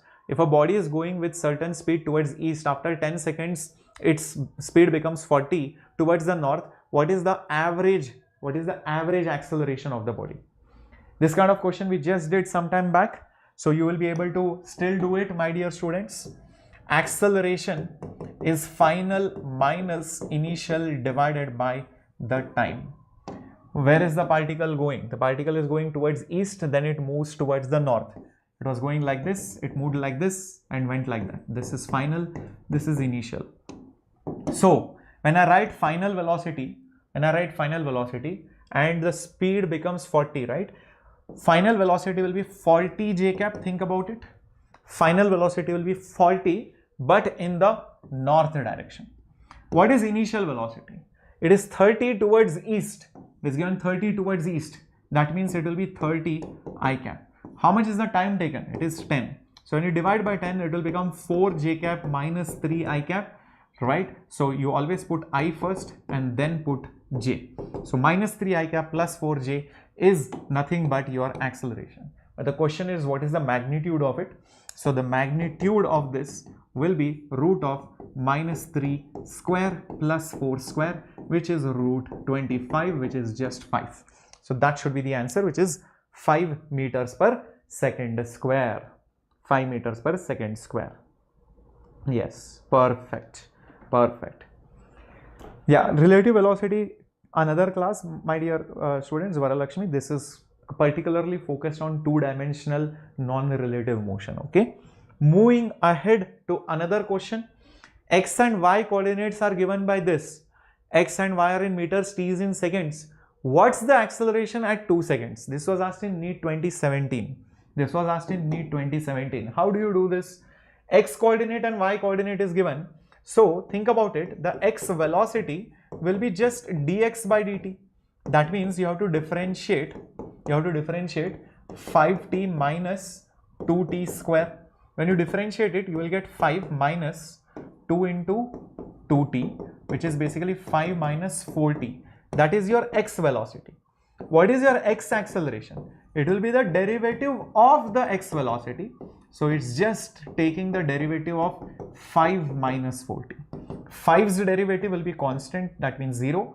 So minus 4t's derivative is minus 4. So acceleration is minus 4 for x component. Similarly do it for the y direction. Vy will be dy by dt. So it will be derivative of just 10t. 10t's derivative is obvious. It is just going to be 10. So what about the y acceleration? Rate of change of y velocity. So it is just the derivative of 10. But 10 is a constant. So the y acceleration will be a big fat 0. So now the real question, what is the total acceleration? The total acceleration will be minus 4 I cap. In j direction there is nothing, so 0 j cap. So minus 4 I cap should be the answer. Minus 4 I cap meters per second square should be the answer. You solve for x, solve for y separately. Derivative of x gives you velocity. Derivative of velocity gives you acceleration. Derivative of y gives you y velocity. Derivative of y velocity gives you y acceleration. One of them is 0, one of them is minus 4. So minus 4 I cap. That's it. Clearo? Shall we move ahead? Alrighty. Let's move ahead. Now let's come to the main part, which is the projectile motion as well. Let's start with the main part, which is projectile motion. Ready for the projectile motion part? So let me tell you what and all happens in basically projectile motion, and the best way to see projectile motion is to actually visualize it properly. And the best way to visualize, let me just see if I have that.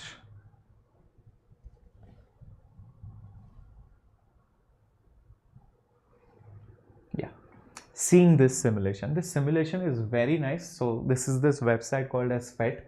You can just go to simulation and click on physics. Other subjects are also available, of course. So over here, I just uncheck everything and just check for motion, and go down and see projectile motion, and just click on this. Right, it's a beautiful simulation. Just click on this again. It's a proper HTML solution. You don't need any softwares or anything. And go to lab and just click on this. So it's a very nice simulation which you can see. Let me just make this small. And to start this simulation, let me just click the fire button, and you will see this beautiful cannon is fired and it goes and hits somewhere. This is basically your projectile motion, motion under gravity. Motion which happens under gravity. You kick a football, it goes up, goes like this. A batsman hits a ball, the ball goes up and goes up and falls on the ground. You are angry, you throw some bottle, it goes up and comes down. So this curved motion is the motion under gravity. It is also called as the projectile motion. And this is happening in a vertical plane. That is why it also comes under the chapter of motion under a plane.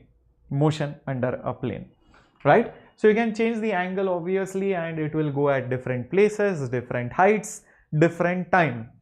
Time changes, height changes, how far it goes changes. So many things definitely change. Now, when we see this type of questions, understand in NEET physics, there is nothing like air resistance that we consider. You can see actual air resistance is there in reality, but we will consider without air resistance. See, if there is air resistance, then what happens? So I shoot something, it goes and falls here. This is with air resistance. Now I remove that air resistance and I shoot the same thing. You will see it is slightly going ahead. You will see, I don't know whether you are able to see this properly, but it is slightly differing by some amount. So air resistance is going to affect the motion slightly, but we neglect those effects. Air resistance is going to be neglected for most of our problem solving. Okay. Now, can I zoom onto it somehow? Okay, a beautiful diagram. Mass, diameter, everything is there. Gravity is 9.8. Let me remove air resistance and let me see the vectors point of view. Okay. Now, observe this motion properly. I am going to shoot this projectile like this. It goes here and falls right over here. What do you think is happening to the speed of this particle? I'll show this to you again. See how it is going up and coming down. See it in slow motion if you want. See this in slow motion if you want. Do you see that the speed keeps reducing and again keeps increasing, but the speed does not become zero? This is quite different from a pure vertical motion where when you project the particle, it goes up, stops, and then comes down, In a pure vertical motion, the velocity becomes zero, but in a projectile motion, you will not see the velocity becoming zero. The speed reduces, becomes least, but it is still moving, and then again it keeps increasing. That's one of the first observation that you see. Is that right? Very good. Awesome. Now, let's look at the components of the velocity. So let's take the velocity vector and let's fire this again. See how this velocity reduces in magnitude. Direction is also changing. It never became zero. Again it increased. But had I fired it like this, the velocity vector, the green arrow mark, you can see it will become zero. It became zero and reversed. It reversed and it came down. Okay, let's get it back over here. Oh, it's a different angle. Now, let's try to see the components of this particular velocity. Let's go at normal mode. Okay, and let's look at the components. This velocity will have two components, one horizontal, one vertical. Observe these components. Wow, this was really fast, too fast for me to understand. Let's make it slow. Observe carefully. You will notice one very interesting thing. I hope you are able to see these arrow marks. Are you able to see these arrow marks, my dear warriors? Very good. What is it that you are seeing? You will be seeing that the x velocity, the horizontal component, never changed. It is moving with same speed horizontally, but the vertical velocity is the one which is changing continuously. In fact, the vertical velocity keeps reducing, becomes zero, and then again increases and becomes maximum. So technically at the topmost point something becomes zero, but it is not the total velocity, it is only the vertical velocity. Horizontal velocity always remains. You might be wondering, why is this happening? The reason for this to happen is because of acceleration. The way acceleration is. Look at it. As it moves, acceleration due to gravity is always pointing down, the yellow arrow mark. It's always pointing down. There is no acceleration only in the horizontal. If there is no acceleration in the horizontal, why should the velocity change? So that is the reason why when you shoot it, you will see only the y component of velocity changes because of y acceleration. X velocity remains constant because there is no acceleration only in the x direction. Isn't that fascinating? Everybody understood till this point? Everybody understood it till this point? Very good. You can also see that if I change the angle, the maximum height reached will also change. Even the range will change. How far I am going, how far I am able to go will change. Not just that, at the same angle, if I reduce the speed, also I will see the height will change, and so will the range change. so will the range change. Speed reduces, range has reduced. I increase the speed, you will see it will go for a longer time, it goes higher and probably reaches really far. I have thrown it with a large amount of speed. My goodness, it has gone really far. Correct? So changing the speeds, changing the directions affects height, range, time for which it stays in air. So that is what we are going to derive now. Let's get back to our slides.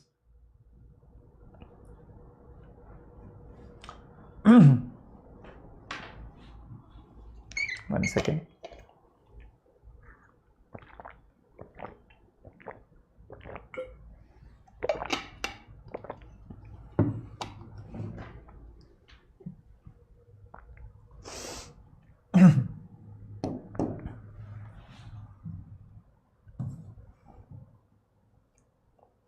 I will derive all the formulas for projectile and then we'll straight away go to problems. Okay, we'll straight away go to problems.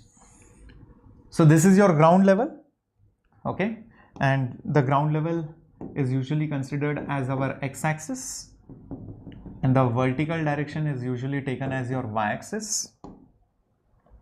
And let's say particle is going like this. This is your projectile motion, and initially the particle had a velocity like this. I'm just going to call it as u. The angle at which it is thrown is theta. This is the angle of projection. This is the speed of projection. This velocity will have two components, one here and one here. If you ask me what are those components, the closer one will be cos, the farther one will be sine. Close to theta will be cos, so this will be u cos theta. The far away component is the y component, so it will be u sine of theta. Is that making sense to all of you? The acceleration due to gravity for this entire motion is always going to be downwards. So it is just going to be g like this. As we go on the top, the velocity keeps reducing like we have seen before. At the topmost point, this velocity becomes the least. Only the cos component remains. The sine component vanishes. Again, the velocity keeps increasing and it finally hits back onto the ground with the same speed u. Obviously, energy should be conserved. So if I throw it up with 15 meters per second, it will reduce to maybe 5 and again increase back to 15 at the same level on the ground. Correct? It will increase back to the same level on the ground. Not just that, if this is theta, even this will be theta. Even this will be theta. Needless to say, this will be the maximum height reached. This will be the maximum height reached. This particular part from here till here, is called as the range of the projectile. Is called as the range of the projectile. And for how long was it in the air is also called as the time of flight. This is the time of flight, which is capital T. This is the time of flight, capital T. This R is also called as the range of the projectile. This is maximum height. At the topmost, so let's write down all the peculiar things. Let's write down all the peculiar things. Duplicate this. Oh my god. 1 second. At topmost point, I would say the y velocity becomes 0, but the x velocity is not going to be 0. This is one of the important points. Then I can also say one more thing.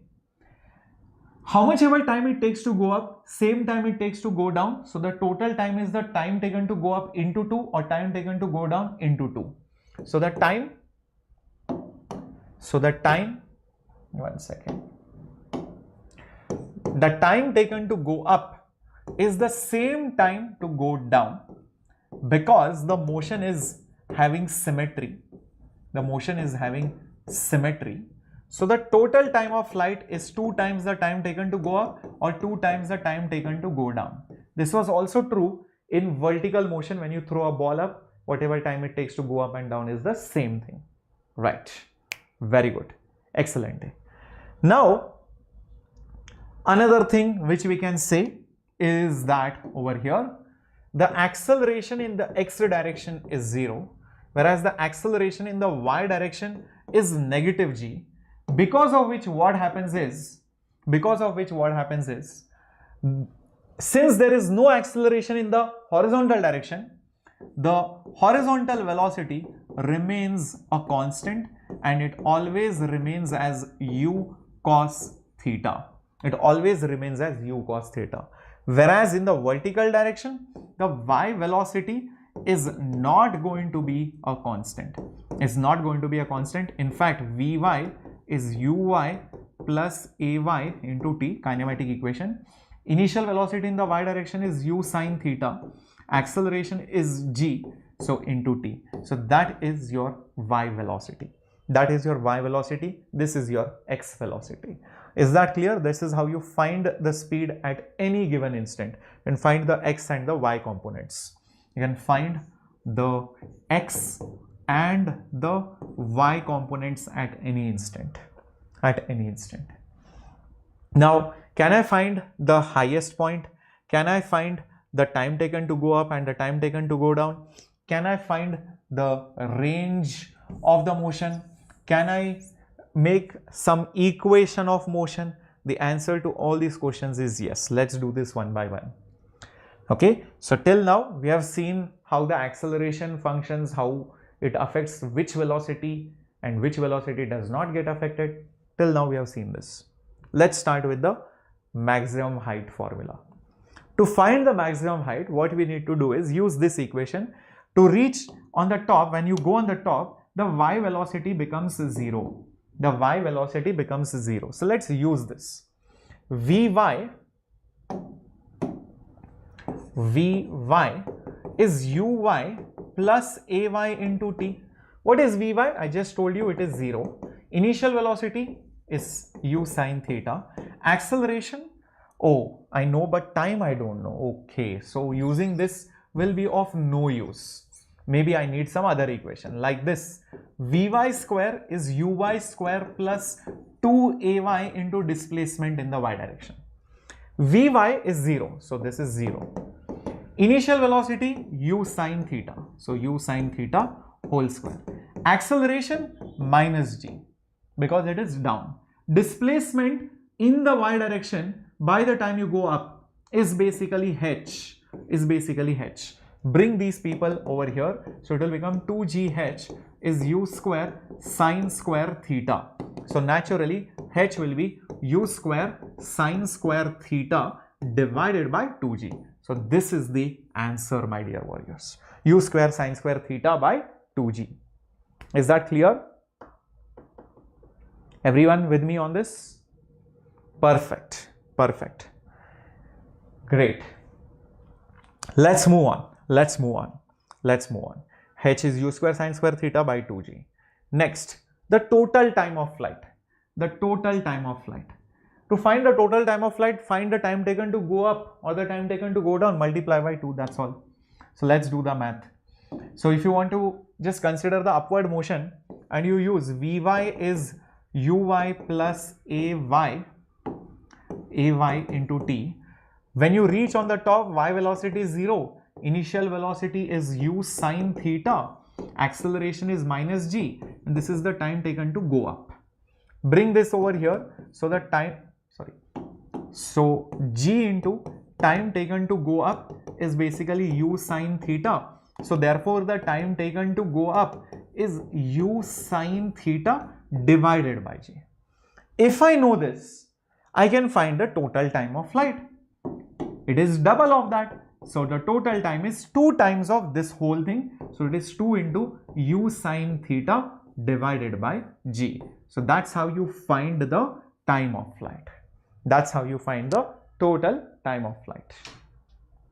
Is that clear, my dear warriors? Perfect. Then the next thing, we have found the time of flight, we have found the maximum height. Another thing that we need to find is the range. Another thing which we need to find is the basically the range of the motion. How do I find the range? In the x direction, how much did you move is basically the range. In this entire 2D motion, I moved in x, I moved in y. Whatever I moved in x is the range. So for the range, here is an idea. If I use s is ut plus half at square, but I substitute the time as the total time. That is the important thing. For the complete time, the x motion will be the range. So substitute small t as t, then this will be the range. So range will be ux. Ux is u cos theta. This is the total time of flight plus half into, there is no acceleration only in the x direction. So this is 0. So therefore, r will be u cos theta into the time of flight. Time of flight is 2u sin theta by g. We just got it. So time of flight is 2u sin theta divided by g. So what do I get over here? Therefore, range will be 2u square, or I can just do one thing. U into u is u square into 2 sin theta cos theta divided by g. What is 2 sin cos? It is sin 2 theta.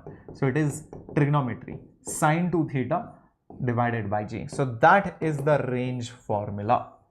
That is the range formula. U square sin 2 theta divided by g. Very good. Next, if you look at the range formula, which is u square sin 2 theta by g, we know that sine of theta is same as sine of 180 minus theta. So I can just write it as sine of 180 minus 2 theta. I'll tell you why we are doing this, divided by g.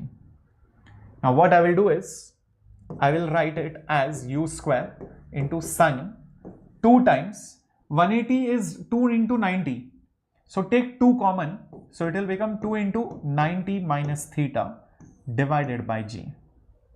Now what will this become? Range will be u square sine of 2 into 90 minus theta. I can call it as phi divided by g. The same range was there here and the same range is there here. The same range was there here, same range is there here. Just that here it was theta, here it is becoming phi, but both these are complementary angles. What is this phi? Phi is 90 minus theta. Basically these two are complementary angles. Complementary angles meaning 20, 70, 45, 45, 30, 60, 37, 53. Their sum is always 90. Then the angles are said to be complementary. So that means for complementary angles, the range is same. For complementary angles, the range is basically the same. This is the derivation for this. This is the derivation for this. Is that clear, everyone? Very good. Now, you can also proceed a step further and write it like this. Range is equal to u square sine 2 theta divided by g. For maximum range, I can't change u, I can't change g. Only thing I can change is sine 2 theta. So sine 2 theta should be maximum. And the max value of sine 2 theta is 1. Whose sine is 1?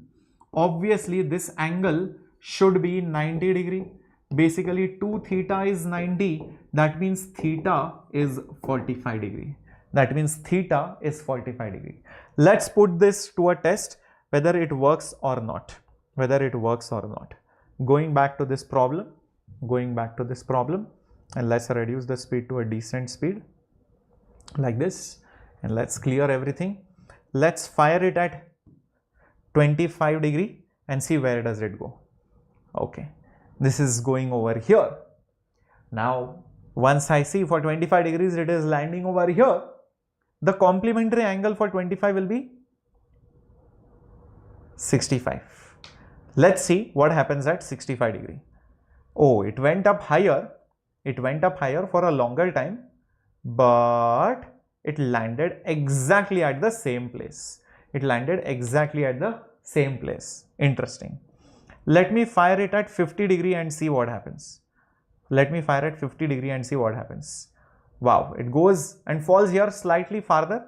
The complementary of that is 20. I can't fire it. Okay, so 30 is available. So 30, it will fall here. Complementary of that is 60. Let me fire at 60 and see where does it go. Interesting. Exactly at the same place. So for complementary angles, range is same. Let me fire at 45 degree and see where does it go. Wow, the farthest. You can't go farther than that. So for 45 degrees, clearly you can see the range is maximum. You can take any other angle, the range will be lesser than that. You can't go more than the range that you get at 45 degree. So for 45 degree, this is the range which is maximum. This is exactly what I just proved it to you over here. This is exactly what I just proved it to over here. Is that okay, my dear warriors? Yes, very good. We have seen it. Seeing is believing, they say. Okay. Now the last equation which is there in projectile is the equation of trajectory. We'll talk about it. Equation of trajectory. See, what is this equation of trajectory? Equation of trajectory means an equation which does not tell you about the time, but it tells you where the x coordinate is when the y coordinate is this much, or where the y coordinate is when x is this much. So a relation between x and y without time in it. How to do that? Okay. If you consider the x motion, Sx is ux plus half ax t square.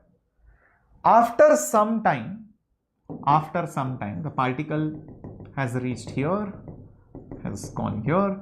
This is the y coordinate, this is the x coordinate, let's say. Sx, displacement in the x direction, is x coordinate. Initial velocity in the x direction is u cos theta. It has gone there in some time, so t. Acceleration is 0 in the x direction because everything is there down. So from this, time is basically x divided by u cos theta. X divided by u cos theta. Everybody with me on this? Okay. Now let's do the same thing in the y direction. Sy is uy t plus half ay t square. What is the displacement in the y direction? The displacement in the y direction is basically y. What is initial velocity? It is u sine theta. So u sine theta. Time, oh, the time is this. So substitute it as x by u cos theta. Why did I do that? I was just telling you, I'm interested in something called as the equation of motion or equation of trajectory, which never has time in it. It only has a relation between x and y. That means I have to get rid of time. That is the reason why I wrote time is this. So I knew behind all this thought process or behind all this doing, that I will need the value of time somewhere which I am going to substitute, so that nowhere in the equation I will have time. Is that okay? So this will be plus half acceleration. Acceleration is down, so it will be minus g into time square. That means x by u cos theta whole square. Wow, interesting. See, what does this become? Therefore, y is equal to u is there here, cancels. So x sine by cos is tan. So x times of tan theta minus, because this minus sign, g x square by 2 is there, and you will have u square cos square theta. This is also called as the equation of trajectory. This is also called as the equation of trajectory. Very, very important. Is that clear, everyone? Thank you, Krishna. Yes. Now, it also happens that you can rearrange this formula with some little bit of effort and write it as x tan theta into 1 minus x by r. R is the range. This is also an okay formula. I mean, you can rewrite it like this. If you want, substitute r, substitute the value of the range as u square sine 2 theta by g. You will see, you will get back this exact same equation. So sometimes if range is given, you will use this equation. Okay, otherwise you will generally use this particular equation. Now when you notice this equation, y is equal to x tan theta minus gx square by 2 u square, 2u square cos square theta, 2u square cos square theta. I will rearrange this equation like this: minus g by 2 u square cos square theta into x square plus tan theta into x plus 0. Why did I write it like this? What is the reason for that? Observe it carefully. Observe it carefully. You will realize why I did it like that. Something x square, something x plus something. This is the general form of a quadratic equation: ax square plus bx plus c. Whenever you have a quadratic equation, the first thing you know, the graph of y versus x is a parabola, That is number one. Second thing, if the constant term is 0, then it passes through the origin. Then it passes through what? The origin. Number two. Next, check the coefficient of the square term, which is here. If that is negative, then it is a downward parabola. Downward, not an upward, downward parabola. These are the three things that you get to know from this. And if you actually try to draw the graph, this is x, this is y, this is origin. The graph should pass through the origin. That means this point. If it is negative, it should be a downward parabola, and it is quadratic. That means it is a parabola. So it should be like this. And this is how exactly the motion is. This is what this equation exactly proves.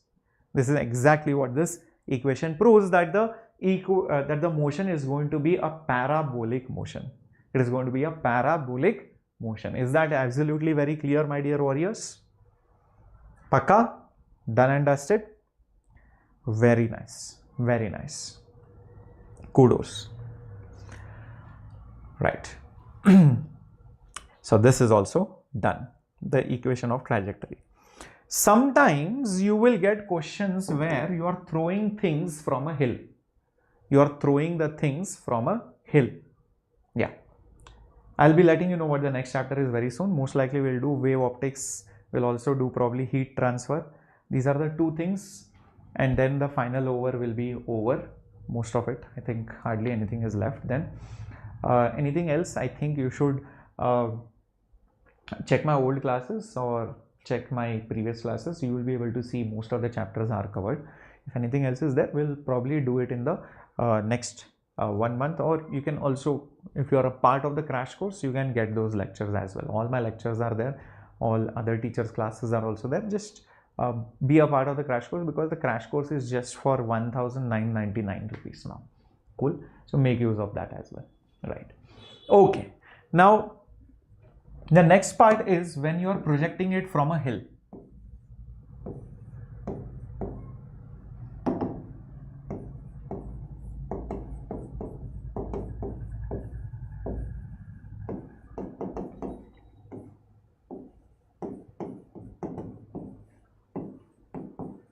These kind of questions do come in your NEET exam, where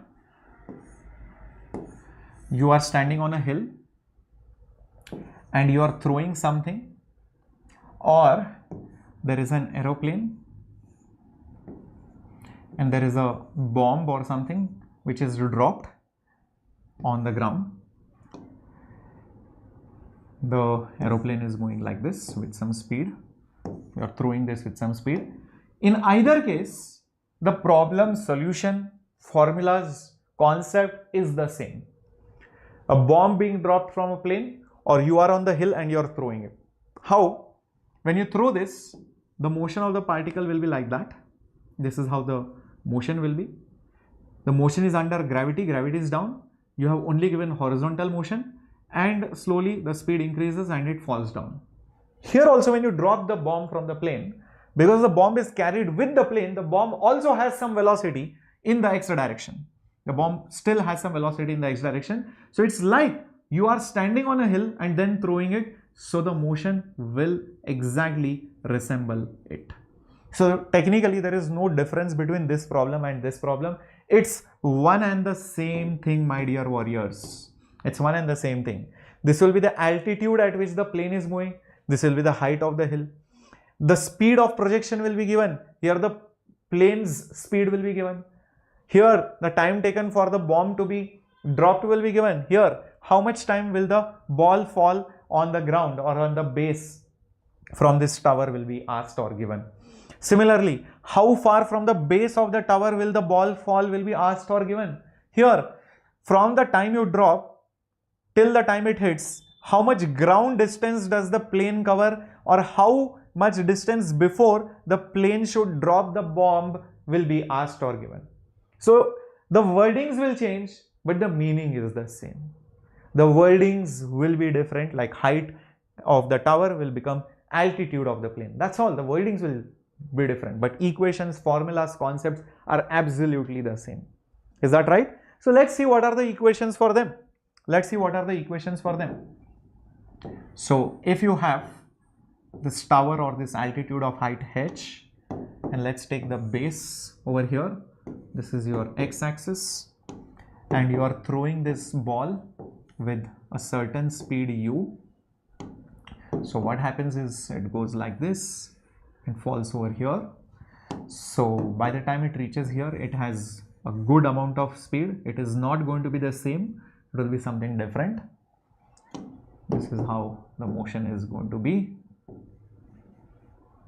Okay. And from the foot of the tower till here, whatever this is, this will be your range. This will be your range, right? Now, again in this question, just like before, obviously the acceleration due to gravity is down, so g is down. So yeah, there is no acceleration in the x direction. Now, once I know all these things, we can find out everything like speed. We can also find the time of flight, everything. So let's find it out one by one. Let's say I want to find the time of flight. Let's say I want to find the time of flight. Which equation do I use? Think carefully, my dear students. To find the time of flight, which equation do you think we can use?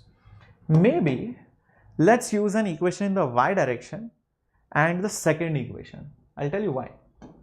Sy is uyt plus half ay t square. Why am I going to use this equation? Displacement in the y direction from here to here. In the y, it is h. So this part is basically h. Uy, I am throwing it horizontally, not vertically. So in fact, uy is completely vanished. It is just a big fat 0 plus half into. Acceleration is not up, it is down, and displacement is also down. They both are in the same direction, so they should have the same sign. Displacement is down, acceleration is also down. So if displacement is plus h, acceleration should be also plus g. If I put this as minus, this should be also minus. So it doesn't matter. T is the total time, so this will be t square. Okay, minus minus cancels, so I am just getting h is equal to g t square by 2. So therefore t square will be 2h by g. So therefore t is basically root of 2h by g. Time is basically root of 2h by g.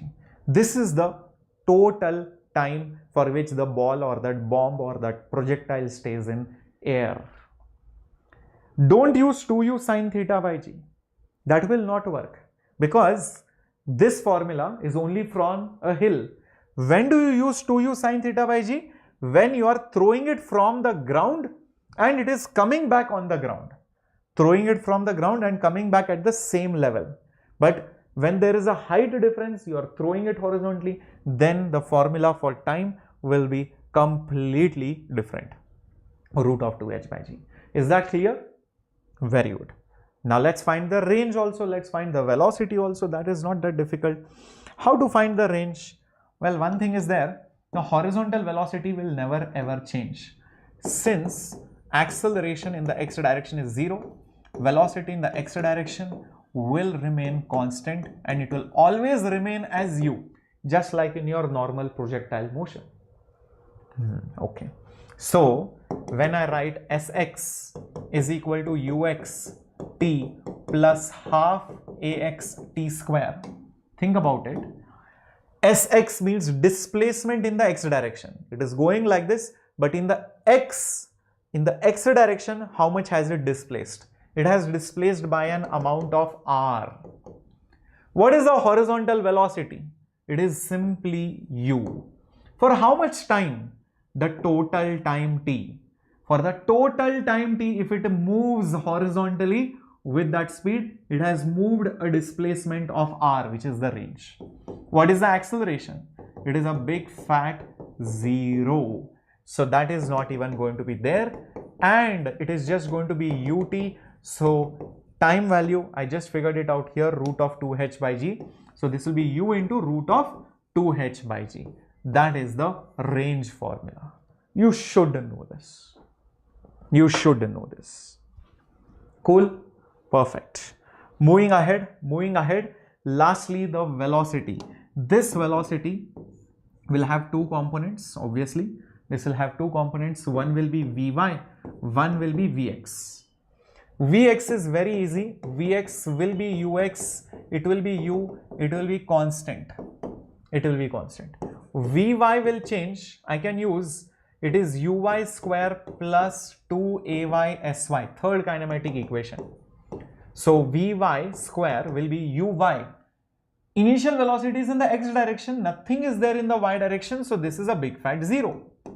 Acceleration is there only down, so it will be plus g. Displacement is there and in the y direction it is h. Everything in the y direction. So how much will Vy be equal to? It will be root of 2gh. I found Vy, I found Vx, I can obviously find V. So therefore, V will be root of horizontal square plus vertical square. Horizontal speed is u, so u square. Vertical speed square means 2gh.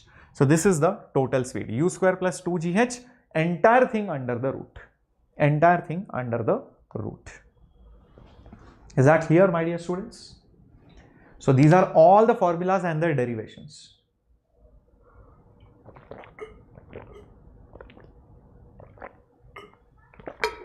I have given you all the derivations. Okay, cool. So let's do some questions now. All the printed material is also there right over here.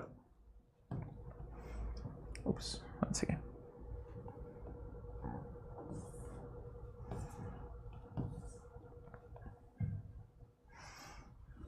Let's do 2-3 questions. Other NCERT questions you can do it very easily on your own. I'll just show it to you later on. A body is projected with a velocity of this much at an angle of this much with the horizontal. Calculate the velocity of the point where the body makes an angle 30 degree with the horizontal. Let's try to do this question. Listen in carefully. It is thrown with some speed at some angle. Okay, 60 degree. So it is thrown at a speed of 20 root 3, making an angle of 60 degree. After some time, what happens? The angle made is basically 30 degree. Question is, what is the speed? Because slowly the angle will reduce, obviously, as it proceeds ahead, right? as it proceeds ahead. The angle will keep on reducing. So when the angle changes from 60 to 30, what is the new speed over there? It's a brilliant question. Many people think in very complicated ways, but actually it is very, very simple. How to do this? How to do this? Come on, think about it. How to do this? Think about it. See, my dear students, in this particular question, time is not given, but angle is given. We know one important fact about projectile motion, and that is the horizontal velocity always remains constant. So let's use that. Let's use that. Vx is always going to be constant. So initially, what is the x component of velocity? It will be 20 root 3 cos 60. Why cos 60? This is the closer component. Remember, x component is closer to 60, y component is far away. So 20 root 3 cos 60. What about after reaching here? Again, there are two components. This is x, which is closer. That means close means cos. So it will be v cos of 30. Brilliant. Cos 30 is root 3 by 2. 20 root 3 cos 60 is basically half. 2 cancels. Root 3 cancels. V will be just 20, which is there as option number A. Oh, I think the option marked over here is wrong. Yeah. Cos 30 is root 3 by 2. This was 20 root 3. Root 3 cancels. Half cancels. So we should be basically 20 meters per second. We should be basically 20 meters per second. As simple as that. Understood, my dear warriors? Clearo? Very good. Let's move ahead to the next question, which is going to come up on your screen, and here it is. A bullet is fired from the gun at a speed of 280 meters per second in the direction 30 degree above the horizontal. The maximum height attained by the bullet, this was asked last year. Very straightforward question. If the bullet is fired like this and the question says find that maximum height, use this formula, u square sine square theta divided by 2g. That is the formula, right? So what is the initial speed? 280. So 280 whole square. Sine theta is 30. So sine 30, but the whole square of this. Whole thing divided by 2 into 10. 2 into 10. But here, g do not take it as 10. They have clearly mentioned, take it as 9.8. Take it as 9.8. Okay, no problems. You can take it as 9.810. Approximately close enough answer also you get. You will immediately mark the answer. Just check if you are getting the answer as 1000 meters. Just check if you are getting the answer as 1000 meters, close enough to that. If you are getting it, perfect. You are done. Awesome. Very good. Very good.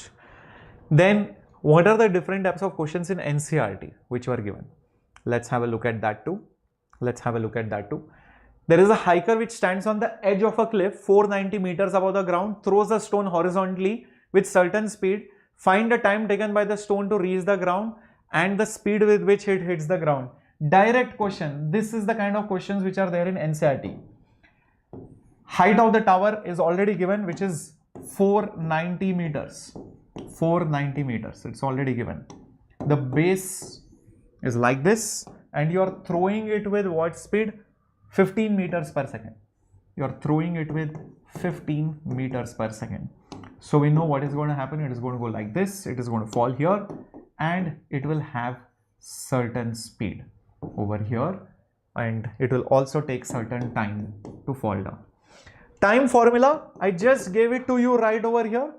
Time formula, everything, I just gave it to you right over here. Time formula is root of 2h by g, and the speed formula is root of u square plus 2gh under the root. That's all we have to do, my dear warriors. So just you do root of 2h by g, substitute everything. Height is 490, take g as 9.8. You will get the value of time. Similarly, for speed also you can do the same thing. Root of u square plus 2gh. So u is basically 15. 15 square plus 2 into 9.8 into 490. You will get the speed also. You will get the speed also. It's that straightforward question. That straightforward question. You will get that the speed finally is 99 meters per second. That's what it is approximately, and the time you get it as 10 seconds. So it will fall down after approximately 10 seconds, and this is close to 99 meters per second. 99 meters per second, right? Yes. This is how straightforward the questions are. We can take up one more question maybe from NCERT right over here. A cricket ball is thrown at certain speed, certain angle. Find maximum height, time, and the distance from the point where the ball returns to the same level. Basically, they say that this ball is thrown at some speed, which is 28 meters per second, and making an angle of 30 degree. Obviously, it is going to go up and come down, and after some time, it is going to come at the same level. Everything has been asked. What is asked? Maximum height. Use the formula u square sine square theta by 2g. U is 28, square it, sine square of 30 degree by 2 into 10. You will get the height. Similarly, what is the next formula? Next question, the time taken by the ball to return back. So 2u sine theta by g.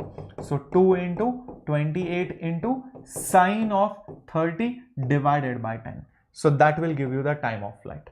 Then another thing which is asked is, what is the distance from the thrower to the point where it comes back at the same level? That means the range is asked. So u square sine 2 theta divided by g. So u is 28, so 28 square sine 2 theta means sine 60 divided by g, which is basically 10. So that will give you the range. So that's direct application of the formulas, and that is what has been done. Everything is done exactly as I told you. Range comes out as 69 meters, time comes out as 2.86 seconds, and the height comes out as 2.8 meters roughly. So that is how this problem is. Is that clear, my dear warriors? Perfect. Yeah, these questions are very simple. I think projectile motion should not be so difficult. Let's see one more NCERT question so that you guys are absolutely clear. A cricketer can throw a ball from to a maximum distance of 100 meters. How high above the ground can the cricketer throw the same ball? Okay, very interesting question which is there in NCERT. See, the ball can be thrown maximum distance of 100 meters. That means when he throws it with certain speed at 45 degrees, then the ball goes maximum range. Maximum range occurs. And for maximum range, the angle of projection is 45 degree. So u square sine 2 theta by g is R max. And this R max is given to be 100. So 100 is u square, sine of 90 is 1, g is basically 10. G is basically 10. So u square is basically 1000. U square is basically 1000. Okay. Now for the next part. How high above the ground can the cricketer throw the same ball? So the cricketer was throwing the ball at some speed u at 45 degree. If he throws up, the ball will go really high. The ball will go really high. So he just has to ensure that he throws it vertically up. In that case, the height gone up is simply u square by 2g. There is no sine etc. in that. This is vertical motion. This is not going to have sine or cos in it. So u square I found out to be 1000. There was a reason why I did not find u, because I knew at the back of my mind I will need u square over here. Okay, and divided by 2 into g. 0, 0 cancels, 100 by 2, which is 50 meters. So this is the maximum height the cricketer can throw. Okay, 50 meters. 50 meters. Is that clear, my dear warriors? Straightforward? Very good. So that was your projectile motion. That was your projectile motion. Now, we come to the end of the class. Let me also remind you that the NEET crash course for all the droppers as well as the 12th pass out students is going to start right, this particular Monday, right? So I don't want you to miss on that particular opportunity. So make sure you are a part of the 18th March crash course which is just for 1999 with classes, assignments, doubt solving, study material, everything that you need. Many institutes might give you some free or paid or other crash courses. You compare, and I would say, or even you ask any student who is there in the crash course, you will understand why Vedantu's crash course is way apart, not even close, way different than any other crash course that you will find anywhere else. And yes, this crash course is available in both the languages, but I'm pretty sure you will be choosing the English crash course. So yes, it's in pure English. You can make the best use of it. The link is there in the description box below. All right. So I hope you guys enjoyed today's class and you learned a lot in this motion in a plane, this two-dimensional projectile motion, 2D problems, right? So revise properly. I'll be meeting you again very soon. Okay. Bye bye. Captain Shreyas signing off. Hasta la vista. Do not forget to like. Bye bye. Take care. Krishna, how to identify whether G is 10 or 9.8? Unless and until it is not mentioned, take G as 10. But even if it is not given and you get confused, it's okay. Substitute one value and see what is the answer that you are getting. Close enough to that, some option will be there, mark it. The good thing is it is not a board exam, it is an objective exam. So some option will be close. They won't play with you saying that, hey, I'm not going to give you the value of G and I'll give you both the options, where when you substitute 9.8, you get option A. If you substitute 10, then you get option B. That kind of evil-mindedness is not there with any of the paper setters. So they will either mention it or you find a close enough answer. Usually take G as 10 unless mentioned otherwise. Okay, cool. Bye.